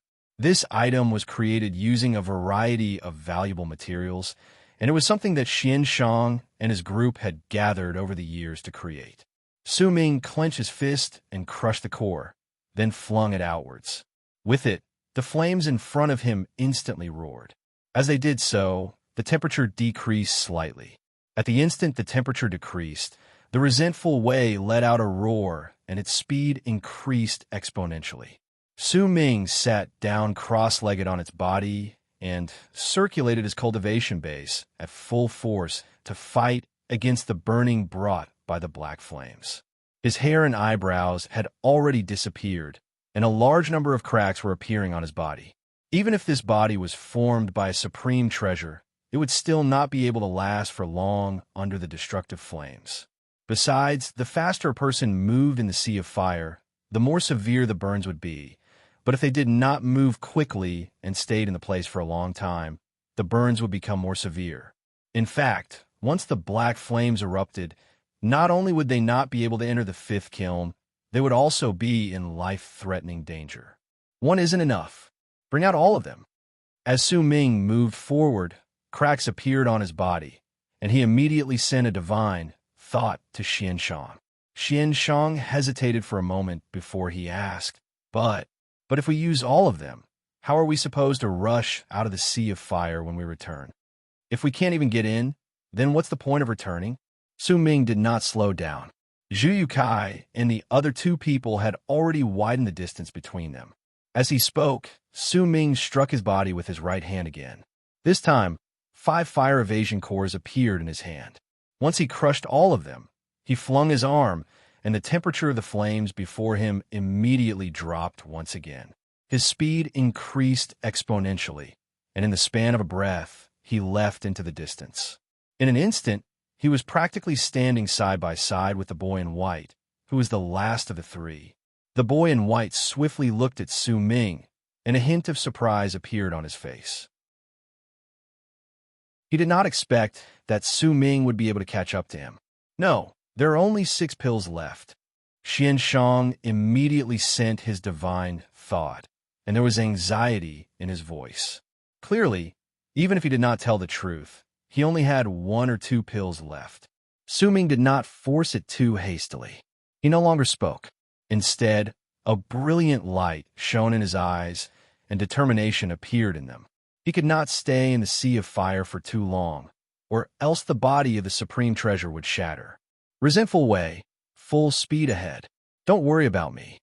Once Su Ming sent his divine thought to the black horse, the resentful Wei's 6 eyes shone at the same time, and it let out a roar in the direction of the sea of fire. This roar caused the expression of the boy in white to change, and it also caused the expressions of Zhu Kai and Flame Fiend's progenitor to change. The black horse's speed instantly increased exponentially. As it charged forward, it surpassed the boy in white in the blink of an eye, as well as Zhu Kai and Flame Fiend's progenitor. As for Su Ming, a powerful burning sensation instantly submerged him. As it did so, intense pain shot through his body, and the pain from being burned was immediately divided into 6 parts. Once they were shared equally among the people, the resentful Wei beneath Su Ming became even faster. Su Ming knew that the others could maintain a constant speed in the black flames, but he could not, because the bodies of the others were real and formed by their cultivation bases, but his body was formed by the supreme treasure. Since it was bound to be damaged, then when he had to choose between rushing out of the sea of fire at full speed and continuing forward at constant speed, he would choose the former. As he rushed out, his body burned and cracked, but the resentful way beneath him moved like lightning. It surpassed the boy in white, Zhu Kai, and Flame Fiend's progenitor, and crashed into an invisible barrier hidden in the flames. With a bang, a powerful rebound came from the invisible barrier. It crashed into Su Ming's body, and it was immediately scattered by the other five. At the same time, Su Ming stirred up Akang's presence in his soul and also summoned his Akang clone to fuse with him, causing his cultivation base to reach its peak. When the resentful Wei crashed into the barrier again, a loud bang that shook the sea of fire in the area spread out. The invisible barrier shattered, and the resentful Wei rushed out. Behind it were Zhu Kai, Flame Fiend's progenitor, and the boy in white. However, they also had to face the invisible barrier. It fused together incredibly quickly, and unless they moved at the same time, even if it was just for an instant, it would immediately close up, and the people who came later would still have to face the barrier's obstruction. When the booming sounds from the barrier reverberated in the air, Su Ming rushed out of the sea of fire with the resentful Wei and appeared above the platform in the fifth kiln. He saw Huang, Mei, and Zilong on the platform, and noticed that their gazes were focused on him at that moment. He could also vaguely see the smile at the corners of Zilong's lips and the frown on Huang Mei's face. Su Ming did not have time to think too much. Once he rushed out, he immediately descended on the platform. In an instant, he landed on the platform. The resentful Wei looked normal, but a large part of the body Su Ming controlled showed signs of being burned. He sucked in a deep breath, and as he closed his eyes, he circulated his cultivation base. At the same time, Xian Shang and the other three let out sighs of relief in the midst of their intense nervousness and started seizing the time to repair their bodies. Su Hui might not have said anything, but in truth, the worry in her heart was naturally much greater than Xian Shang and the other three. When she saw that Su Ming was fine, she relaxed and circulated her cultivation base to fuse it into repairing his body. Because of it, the body Su Ming controlled was originally in an incredibly disheveled state in Huang Mei and Zilong's eyes, but at a speed visible to the naked eye, it was rapidly recovering. The burned parts disappeared, and the signs of burning faded away. In just the span of a few breaths, most of the body had recovered. However, Su Ming knew that this was just what it looked like on the surface. In truth, the body formed by the supreme treasure already had some damage that could not be healed. He did not know how much longer it could last, but it was clear that it would not last for long. After all, this item was created by a sublime paragon. If he did not have this supreme treasure, it would have been difficult for Su Ming to last for so long in the black flames. Even if it was his Akang clone, and he did not have enough speed, it would have been difficult for him to enter the fifth kiln. Unless his Akang clone became stronger, then perhaps he would have been able to do it. Right then, he might have used a trick, but with the resentful Wei's speed, it was enough for him to enter the fifth kiln. When Su Ming opened his eyes, he saw Reverend Zilong nodding at him with a smile. As for Huang Mei, he let out a cold harumph but did not speak. A barely noticeable glint shone in Su Ming's eyes. The change in their attitude towards him was clearly different from when they were outside. There had to be some reason he did not know about behind it. As he was immersed in his thoughts, violent booms came from the sea of fire above him. They rang out a few times, and Flame Fiend's progenitor was the first to rush out. Behind him was Zhu Kai, and the last was the white-robed teenager. When the three of them landed on the platform, they lifted their heads to look at the sea of fire above them. There was lingering fear in their eyes. The three of them looked rather disheveled. Clearly, even with their levels of cultivation, it had been very difficult for them to move forward while facing the destructive flames. Once the three of them looked at the sea of fire above them, they cast their gazes towards Su Ming almost at the same time. There was a solemn look in their eyes, along with a hint of surprise. This was the first time they regarded Su Ming's existence seriously. They had only made some guesses previously, but in truth, they did not pay too much attention to it. They only felt that there were no weaklings among those who could come here. Right then, after what happened just then, Su Ming used his actions to show that he had what it took for the three of them to pay attention to him. You have the body of a fire fiend, but you didn't come in after us. Instead, a cultivator managed to get in before you. Huang Mei cast a glance at Flame Fiend's progenitor and sighed. Flame Fiend's progenitor rolled his eyes. When he narrowed them, a fierce glare shone in his eyes, but he did not say anything. They were making a bet just now. Su Ming's expression was calm, but a thought appeared in his heart. Huang Mei chose Flame Fiend's progenitor, and Reverend Zi Long chose me. Su Ming swept his gaze across the area. When he looked towards Reverend Zi Long, a hint of surprise appeared in Zi Long's eyes, but it soon turned into praise. He nodded. Clearly, he had managed to see through Su Ming's thoughts based on his gaze, and he knew that Su Ming had guessed what had happened just now. Su Ming's heart froze. Once again, he sensed that while these people might seem to have all sorts of appearances, in truth, all of them were cunning and calculative. For example, Huang Mei's words just now might have sounded like he was grumbling, but in truth, it was also a form of provocation. The white-robed teenager cast a profound glance at Su Ming. When he walked to Reverend Zilong's side, he lifted his right hand and swung his arm. Immediately, the air distorted, and the Catwoman's figure manifested from within. Her expression was still apathetic. The white-robed teenager went up and bit her neck deeply, as if he was sucking her blood. Several breaths later, he lifted his head. There was still blood at the corners of his mouth, but the injuries on his body had recovered slightly during that moment. Then, he put away the Catwoman. Once he sat down cross-legged, he closed his eyes and began meditating. Zhu Yukai also chose to meditate in another direction.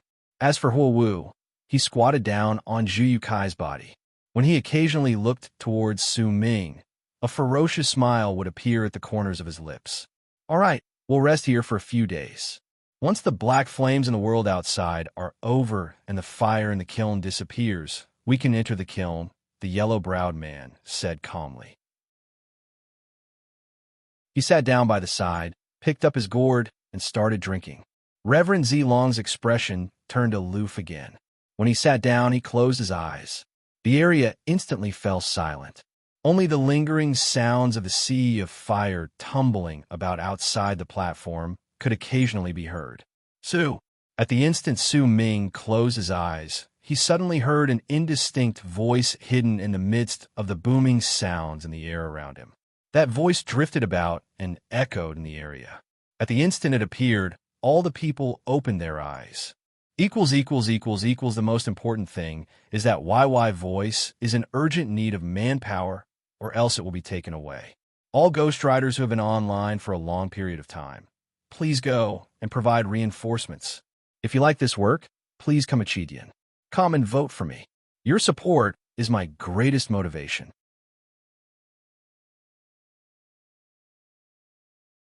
Chapter 1085. What's that sound? Huang Mei frowned and stared at the tumbling sea of fire around him coldly. The voice had also entered his mind, and it was still echoing nonstop. Su, the white-robed teenager that was the centipede with 1,000 feet, said faintly, and a barely noticeable glint shone in his eyes. Flame Fiend's progenitor crouched down on Zhu Yukai's body and narrowed his eyes. No one knew what he was thinking. As for Zhu Yukai, he shuddered lightly and lowered his head to hide the complicated emotions on his face. The appearance of the voice had caused a hint of complicated emotions to fill his heart. It is rumored that the master of the fifth kiln is called Su Xianyi. He came from the fifth true world, and it is said that he left with his wife in the past and disappeared. Could this voice be the kiln calling out to its master? Huang Mei straightened his shirt slightly and said calmly. When he spoke, he looked towards Reverend Zilong. Zilong's expression remained the same. He stared at the sea of fire in space and did not speak. No one in the area noticed that Su Ming also had his head lowered at that moment. His eyes were closed, and he looked as if he was meditating, but in truth, he was hiding the hint of sadness in his eyes. Even they know about Su Xianyi. Looks like what Dust Burner's progenitor said previously was true. After a moment, the indistinct voice that echoed in the area reached Su Ming's ears again. The word Su lingered for a long time, as if it was truly calling out to him. There was a deep, ancient air contained within it, causing all those who heard it to be unable to help but feel their hearts grow heavy. Soon after, the crowd sank into breathing exercises once more and waited for the sea of fire and space to disappear, allowing the indistinct voice to occasionally reach their minds. Su Ming had his eyes closed, but his right hand was naturally placed on his storage bag. There was a jade slip on his palm, and its contents were floating in Su Ming's mind at that moment. The resentful Wei stood arrogantly beside Su Ming and stared at the area around it with an aloof gaze. It regarded all lives with hostility. Even though they had come to an agreement, the resentful Wei was still a little unaccustomed to it. However, it could sense that Su Ming truly cared about it. More importantly, it could sense the same loneliness and grief from Su Ming. With the resentful Wei around, Su Ming could be at ease and immerse himself in the map in his head.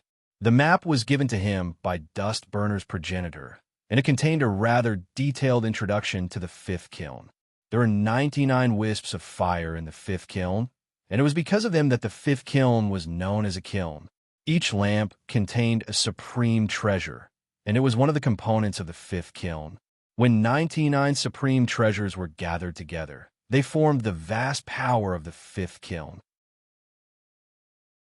Over the course of countless years, due to the continuous activation of the fifth kiln, a continuous stream of people came to obtain a serendipity. Gradually, there were also people who truly obtained the supreme treasures. They extinguished the flames and brought the treasures with them.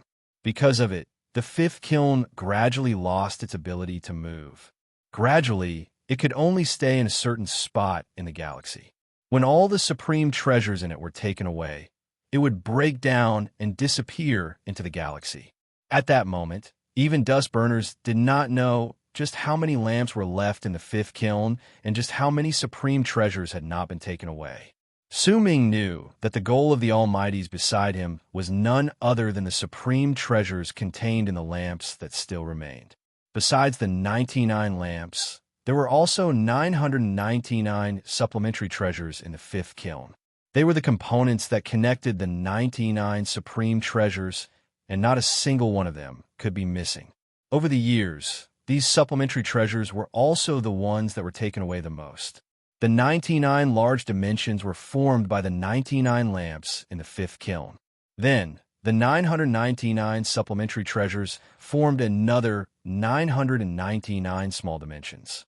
Even if the lamps were extinguished and the supreme treasures in them were taken away, the dimensions would still be around. Each dimension was a world, and within it were ferocious spirits that protected the treasures. The strength of these spirits varied, and the might of the treasures would also be different. Perhaps those who possess Solar Culpa would be able to win against and obtain a normal supplementary treasure. But if there were some incredibly powerful supplementary treasures, the ferocious spirits in them would be even stronger. Even if the treasures in the dimensions were taken away, the dimensions would still be around, and the ferocious spirits in them would still be around. Besides, once they lost their treasures, they would become even more brutal, and they would not rest until they destroyed all the lives that invaded them. It was even more so for the supreme treasures. The lamps in the dimensions where the supreme treasures could not be extinguished by anyone who was not a master of fate. Also, supreme treasures were also divided into different grades. Based on the information Su Ming had obtained from Dustburner's progenitor, he knew that 9 of the 99 supreme treasures were the cores of the fifth kiln. The difficulty of obtaining these 9 supreme treasures surpassed all others. It was related to one's level of cultivation, chance, and serendipity. It was just like what Dust Burners had recorded.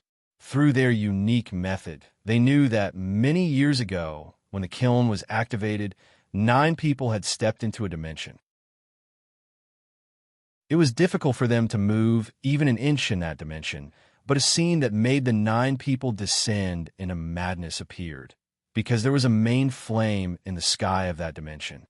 It meant that the dimension was one of the 99 dimensions with supreme treasures, but that was only secondary. The more important thing was that the 9 people saw a blade in the lamp. At the instant they saw it, the voice from the blade echoed in their hearts. It was the blade's name, the Blade of Life Envy. It was a supreme treasure that could automatically let out a voice and send its name to the people. It was one of the 9 core treasures in the 5th kiln that could only be obtained through luck. It was this blade that had destroyed the 9 people in the end. After all, 7 of them were masters of fate, lives, and death. These 7 people came from the forces of power from the 4 great true worlds, keeping a lookout over divine essence Star Ocean. It was also because of their deaths that the 4 great true worlds had given up on their plan to occupy divine essence Star Ocean in one go, and they had chosen to keep a lookout over it. From this, it could be seen just how tempting and powerful the 9 core treasures were. In truth, when Su Ming saw this, puzzlement also appeared in his heart. Why did Su Xian not bring the 5th kiln with him when he left in the past? If he had brought the 5th kiln with him, then perhaps his life in true Morning Dao world would not have been so miserable. Su Ming could not understand this. After remaining silent for a moment, he continued reading the introduction of the 5th kiln in the map. Besides these, there was another type of living being in the many dimensions in the 5th kiln, the fire spirits. They were created by the Abyss Builders and were given the mission to refine the supreme treasures and protect the kiln. Over the course of countless years, some of them gained intelligence and chose to leave to become dust burners. However, the price they had to pay for leaving was that they would lose their powerful offensive abilities as fire spirits. Yet even so, there were still quite a number of fire spirits who chose freedom. However, there were still plenty of fire spirits who did not choose freedom even if they gained intelligence. Instead, they continued carrying out their mission in the 5th kiln. Similarly, there were also plenty of fire spirits who did not possess intelligence. Instead, they drifted about in and out of the dimensions in the 5th kiln in a daze, killing all the lives that did not belong there to maintain the normal operation of the 5th kiln. As Su Ming continued studying the information regarding the 5th kiln, time slowly passed. When a 7th day passed since the black, destructive flames erupted, the monstrous sea of fire that had lasted for nearly a month in divine essence, Star Ocean disappeared. There were no longer any flames in divine essence, Star Ocean. What was left was a wasteland, a world without a hint of green. There were far too many planets that had been reduced to ashes in the sea of fire. There were also far too many floating continents that no longer existed in divine essence Star Ocean when the sea of fire disappeared. There were also far too many living beings and ferocious beasts who died in the sea of fire. What remained was a blank period in divine essence Star Ocean. Yet even so, the hidden forces of power in divine essence Star Ocean were still not weak, because the powerful ferocious beasts and powerful races naturally had ways to avoid the sea of fire, since they could survive in this place. In fact, they had even gotten used to the eruption of the 5th kiln's sea of fire. Their existences were the foundation of the 5th kiln. When the sea of fire in the world outside disappeared, the flames that originally existed in the air around the platform in the 5th kiln became dim, but as they did so, all the people, including Su Ming, instantly saw figures with their eyes closed sleeping in the extinguished flames. They were fire spirits. When the sea of fire erupted in the 5th kiln, they were asleep, but once it disappeared, they would gradually wake up. They would carry out their mission and kill all the lives that did not belong in this place. At the instant they saw the fire spirits, the expressions of the powerful Huang, Mei, and Reverend Zi Long instantly turned solemn. They did not say a single word because there were far too many fire spirits. They were so densely packed together that it was impossible to count their numbers. They might be asleep, but the mighty pressure spreading out from their bodies was enough to make a person's skin crawl. The fire spirits' levels of cultivation varied, but the weakest among them was in Lunar Culpa realm. The strongest among them was an existence that was equivalent to a master of fate, lives, and death. However, this was not a realm, but the mighty pressure and combat abilities they gave others. Fortunately, most of them did not possess intelligence. However, when they saw that there were quite a number of them whose eyelids were trembling as if they were about to wake up at any moment, they still gave the group a deep sense of pressure. Huang Mei lifted his head to look at the fire spirits and said in a low voice, "Fellow Taoists, since you were able to come to this place, then you must have your own understanding of the fifth kiln. There are 5 of us. If everything goes smoothly, we can occupy 5 spirit trudging platforms." At that time, at the instant he finished speaking, 9 gigantic screens of light suddenly appeared around the platform. They shone with a piercing light, and at the instant that light spread out, piercing howls reverberated in the air. Those were the fire spirits that had been slumbering in the air. When they opened their eyes and saw the 5 people, they let out shrill cries. To be continued. If you like this work, please come to Chidian. Come and vote for me. Your support is my greatest motivation. You're tuning in to the Warrior Lore YouTube channel. Don't forget to subscribe and join us on this journey to catch the most captivating stories.